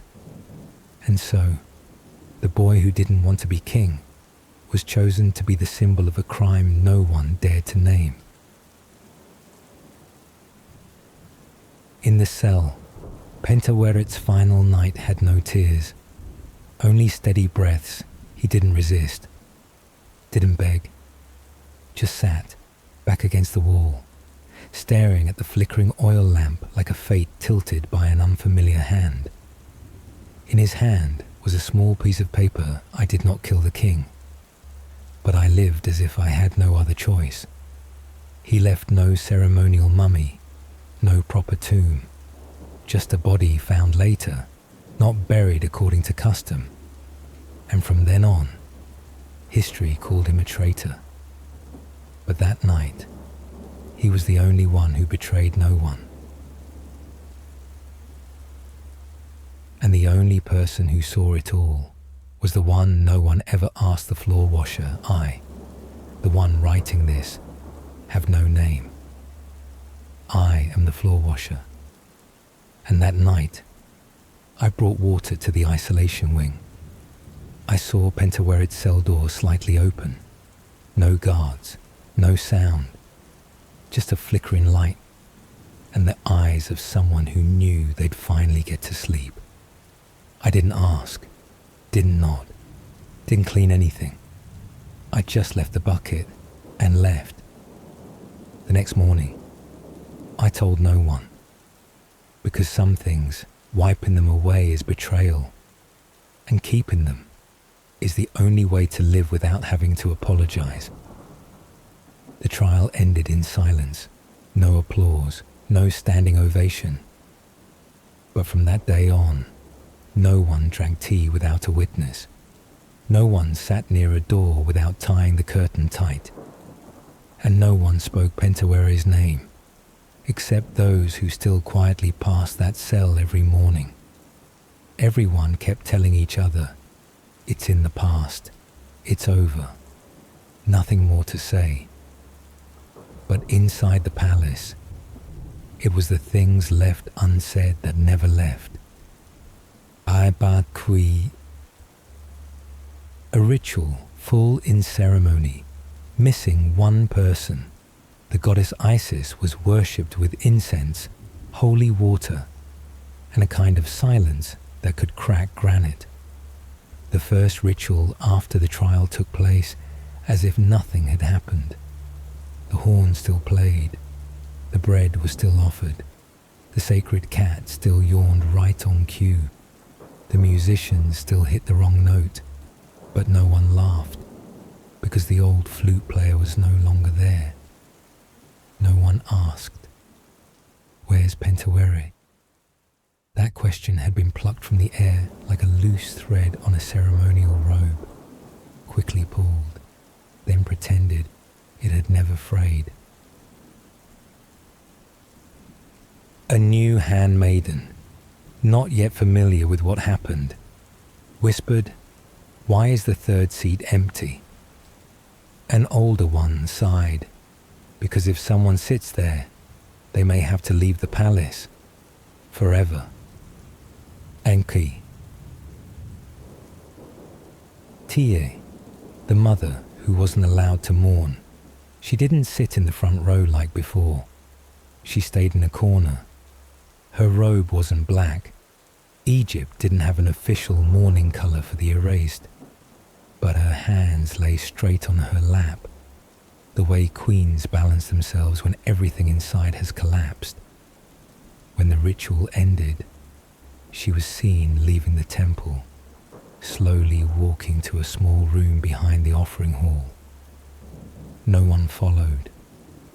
No one asked if she needed anything, because everyone knew all she needed was a cup of tea and a name no one was allowed to say.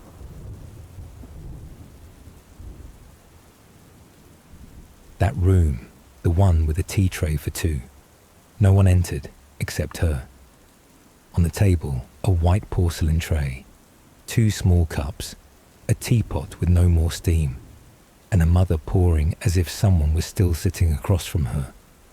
She always poured 2 cups, one full, one half, and only drank her own. The other placed to the left. Each time, she would softly say, "You always like the one on the left." No one answered. No one looked in. But anyone who passed that room always walked faster, because in silence, some words are still heard, even when never spoken. And then one day, a note appeared. No one knows from where a young priest, putting away prayer scrolls after a ritual, found a small papyrus sheet tucked between the pages. No seal, no name, just a few handwritten lines, looking very much like Prince Pentawere's script. "If anyone reads this, please don't correct it. I was not a traitor. I was simply not the chosen one. Not because I was unworthy, but because the throne chose someone else, before I was ever given the right to choose anything." At the end, there was no signature, only a symbol of 2 symmetrical music notes, the personal mark of someone who once wanted to be a musician instead of a king. The priest folded the note and hid it in his robe. And And from that day on, whenever he passed the old double flute in the music chamber, he always bowed his head. No one understood why. No one asked. But he knew there are voices, even when no longer heard, that still deserve to be listened to. And inside the palace, life continued as usual. Tea was still brewed, rituals still held, the horn still played, but no one applauded. Because the one who sat third from the left would not return, and the one who dared to write what no one wanted to hear still existed, in the tea, in the breeze, and in the hearts of those still pretending to forget.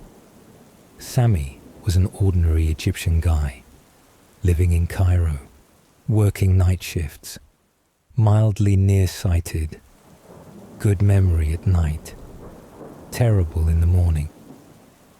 And specifically, he had a habit of reading about mummies erased from history, not out of interest, but because they felt familiar. One night, after reading the line Prince Pentawere, tried in secret, no tomb, no statue, nothing but a historical theory, Sami dozed off, cheek pressed to the keyboard, hand still resting on the search more button. Then he dreamed, but not the kind with sandstorms and mist. It was a dream with air conditioning, the sound of a double flute, and a person sitting with his back turned. He wore an old linen robe, hair loosely tied, posture-like. He had just written a sad piece of music and hadn't played it yet. Sami walked over, not needing to ask anything. He just sat down beside him, not out of curiosity, just because it felt like he owed this person a moment of listening. "You came just in time," the man said, not loud but crystal clear. "What's the right time?" Sami asked, half asleep, half awake. When people still bothered to believe in things no one teaches. They sat there, didn't talk much, just silence, as if two people had both tried to become someone and failed. Before waking up, Sami asked, "If I tell this story, will you be afraid Pentawere because everyone already knew who it was?" Smiled. "No, I only fear no one tells it anymore."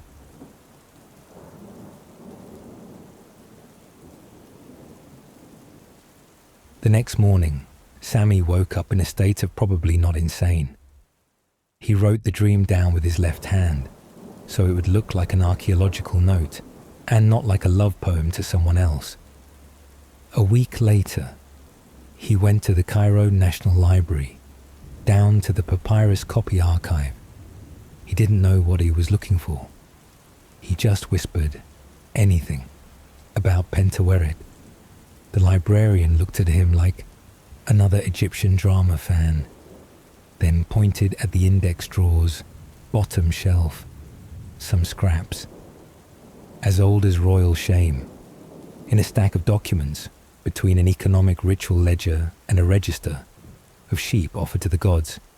He found a tiny papyrus, palm-sized, no seal, no title, just a few lines, and at the end, a very small symbol, 2 symmetrical music notes. "If my name is not spoken, then let someone glance at this line and know I once lived, not to rule, but to be heard and to be understood." Sami froze. He didn't say this is fate like in the movies.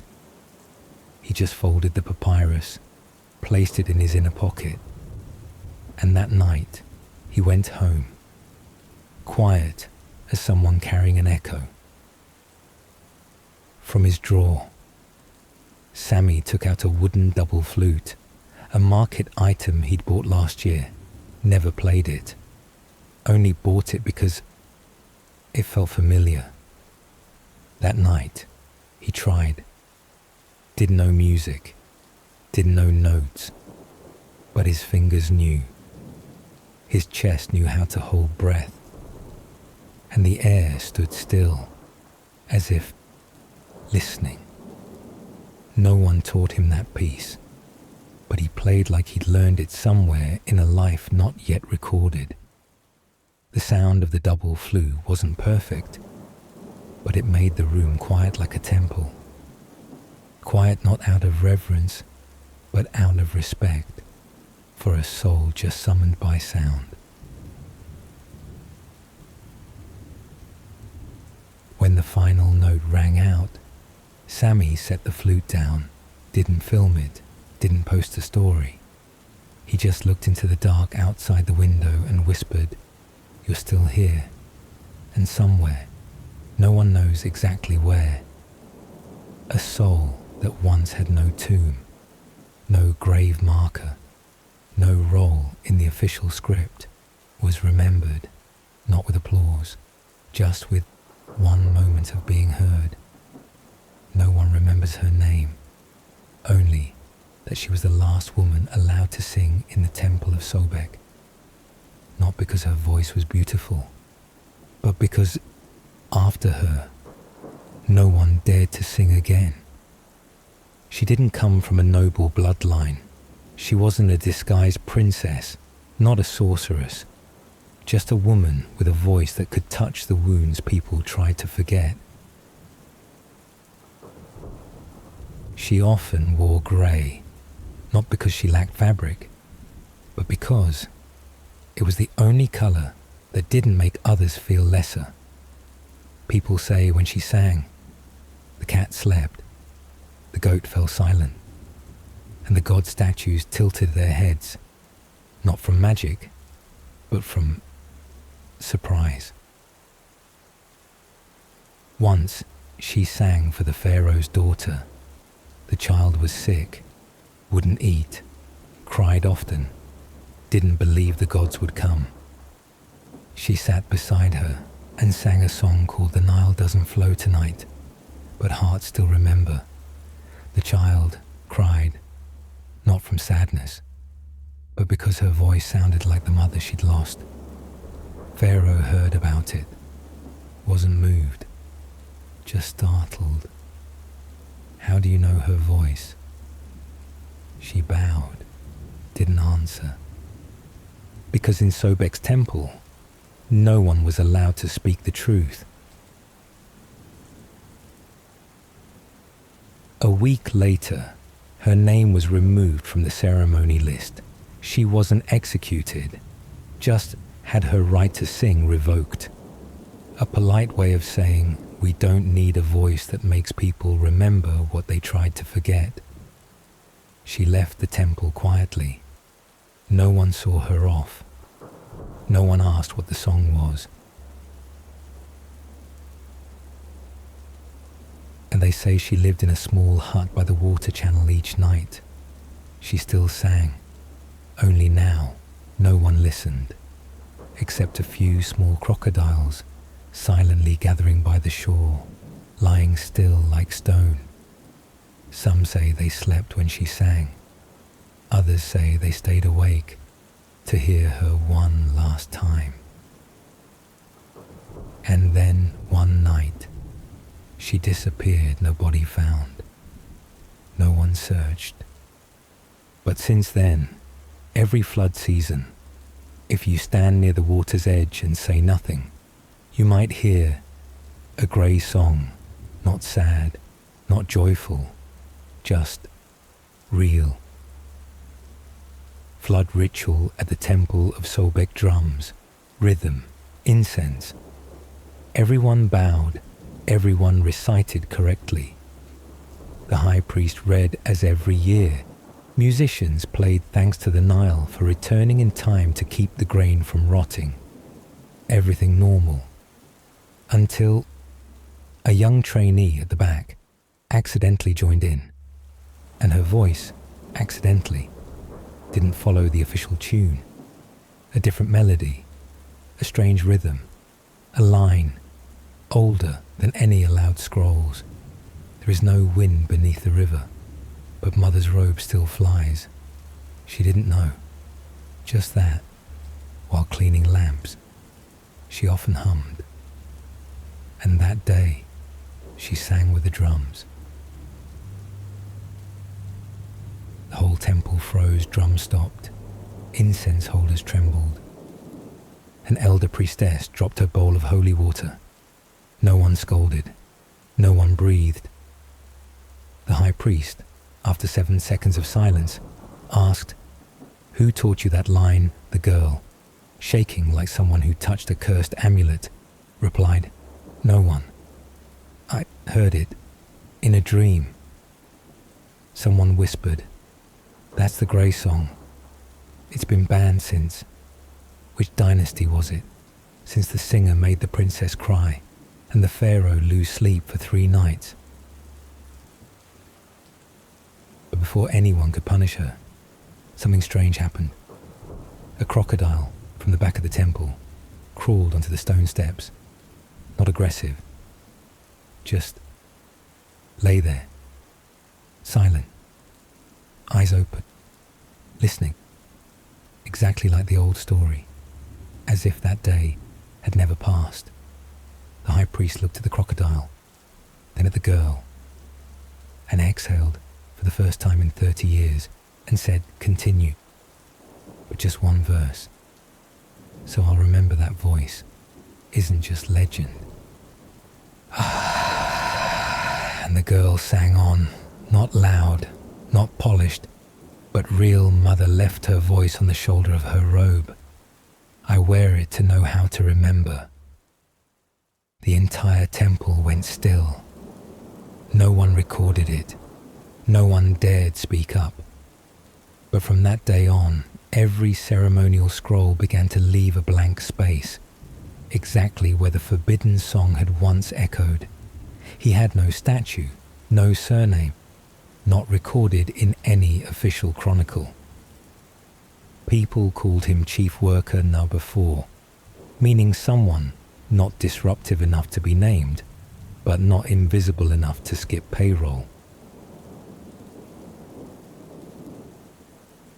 His job measuring stone, calculating the depth of the main burial pit, making sure the body would fit and wouldn't be hit by sunlight during the hot season.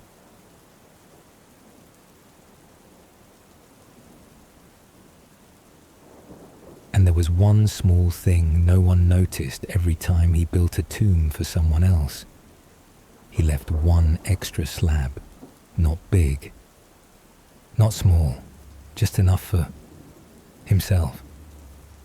Co-workers asked, "What's that for?" He just smiled, still measuring rope in case no one remembers to dig one for me. No one stopped him, because who cared?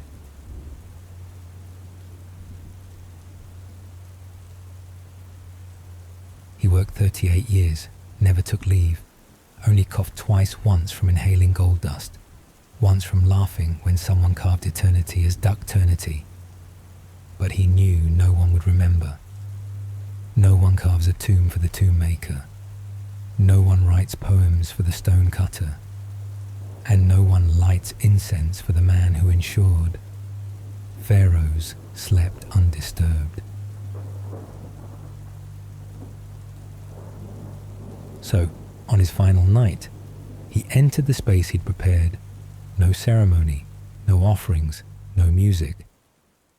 Just one small inscription, carved with an old blade, as his hand touched the soft stone. "If someone finds me, please know I ask for nothing. I just didn't want to sleep beneath a stone set by someone else." Ark. People don't know when he died. Only that, years later, a group of young workers discovered a nameless tomb, very simple, but built to royal proportions, solid, no leaks. And on one interior wall were 2 small lines, low, hard to read, not a king, but once kept every king from collapse. She once had a name. It might have been Neferu, or Tanu, or female singer Noctory, 23 on the ritual list. No one is sure. Only this, she was the first person to make the entire Stone Theatre go silent, not because her voice was loud, not because she sang off key, but because no one thought anyone would dare to sing like that in front of the priests. The Stone Theatre was where songs were offered to Hathor, goddess of music, wine, and sighs. There, women were allowed to sing, but not allowed to truly sing. They were taught how to pronounce like feathers, how to pause in rhythm so the lyrics wouldn't trouble anyone, and to never sing anything that didn't exist in 3 papyrus backups. But she didn't follow that one night during the Moon Festival. She was assigned the opening. She was supposed to sing O Divine One, keep our rice fields green and our hearts white, but she chose a different song. One not in the catalogue, no known origin, no approval, no standard pitch, just a first note that made everyone stop breathing. I was not born to dance, but to sing what my mother never dared say. The whole theatre froze like sealed stone. A priest dropped his fan. The pharaoh frowned. The ritual scribe dipped his pen twice, missing the line. No one dared to interrupt her. No one dared to join in. She finished the song, didn't bow, didn't ask permission. Just walked off the stage like she had just sung her final words in life. The next day, her name was removed from the list. No funeral, no execution, just no one mentioned her again. But in the theatre, they discovered, on the last step of the back row, the seat nobody liked, there was a crooked line, definitely not part of the official design. If someone hears me, sing it again. But don't try to sing it well. Sing it real. Many years later, the theatre still stands. Her voice does not, but anyone who sat alone on the back row under the rising moon has heard a high note, cracking gently, haunting like words never accepted. His name appears in no registry, not part of the priesthood, not from noble blood, not issued a library card, title gatekeeper, Papyrus Sector 3.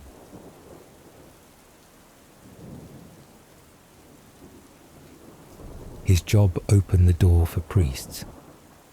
Monitor closing hours. Remind others. Don't let sweat drip onto the manuscripts. He lived among thousands of years of knowledge, but was never allowed to read. The law was clear. Those not initiated in the rite may not decode the god's script. But he could read, self-taught, in his head, by the shadow of letters cast from the lamp. Each night, while the lamp still burned red and the last person had left, he would sneak open a page for exactly 3 seconds, enough to memorize the shape, not enough to understand. But he didn't need to understand yet. He was collecting, with his eyes, with his heart, the way people remember what they're not allowed to own. In the corner of the guard room, he kept a small wooden chest. Inside were no books, only scraps of paper he'd written from memory. Not accurate, not complete, but his. When the hands may not hold, the heart will. One day, a scholar dropped a manuscript. He picked it up, unconsciously read aloud. The entire room turned. The scholar asked, "You can read?" He nodded, then realized he had broken the law. The next morning, He was reassigned. No charges, no punishment, just moved to the broken pottery storage, far from books, far from writing, far from the golden light. But a few months later, a young librarian discovered a bundle of anonymous papers. No elegant script, no official seal, just handwritten copies from memory, incorrect but coherent. The title, written in a shaky stroke, What I Saw, but was never allowed to keep. It wasn't officially recognized, but no one dared to throw it away. It was placed in the section Unverified Origins, left there, unsearched. But every time it was opened, the reader's heart sank half a beat. The gatekeeper, no one knows if he's still alive. Only rumors remain that in the broken pottery store, someone is sometimes seen writing on shards. The letters are wrong, but they feel right. No one knew his name. In the temple's staffing list, he was recorded as firekeeper, night shift. Not a scholar, not a priest, not an important person. Just the one who sat next to the flame to keep it from going out. His job was very simple. Sit, watch, occasionally add oil, and don't fall asleep, because if the flame went out, the gods would feel disrespected.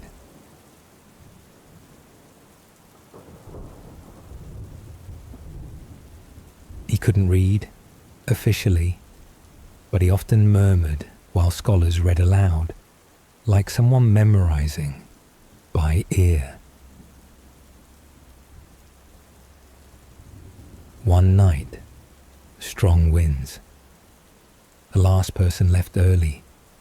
The flame flickered. He knew if he didn't add oil in time, the entire archive would fall into darkness. So he quietly walked over, grabbed a blank papyrus scroll, and wrote. Not to record anything, not to pass down knowledge, just a single line. Short, small, written with a charred bit of coal. If this is the last time, I want to leave something that won't burn. The next morning, the next shift found the flame still burning, but he was gone. Only the scroll remained, with a single sentence, not pretty, not perfect, but enough to give the reader chills. No one knew where he went. No one called his name. Only one elderly scholar looked at the line and quietly said, "He didn't write that for us. He wrote for the dark."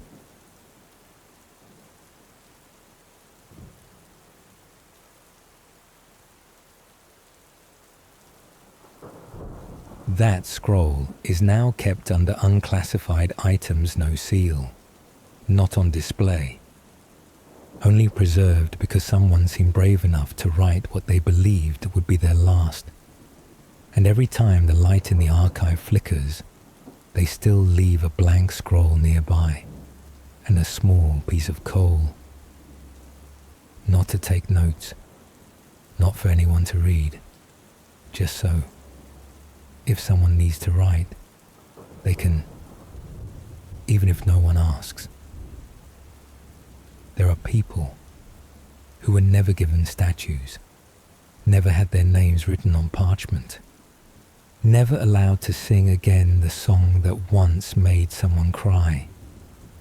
Not because they were wrong, but because they existed at the very moment the world tried to forget how to feel.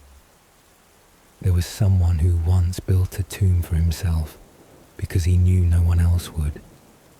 There was someone who once played a double flute with no sheet music because he already knew every unnamed note by heart. There was someone who once poured 2 cups of tea and always left one full for the one who never returned, I'm. You've just walked with me through the hallway of stories never meant to be told. You've listened to the voices of souls no one mentions. You've lit a lantern in the corners where history deliberately dimmed the flame. If you're still awake, if you've ever felt like you didn't belong in the main plot of any chapter, no perfect line at the perfect time, not the lead in any scene, then please remember, you are not invisible. You are not wrong. You're just living at the edge of a story no one has yet been brave enough to rewrite.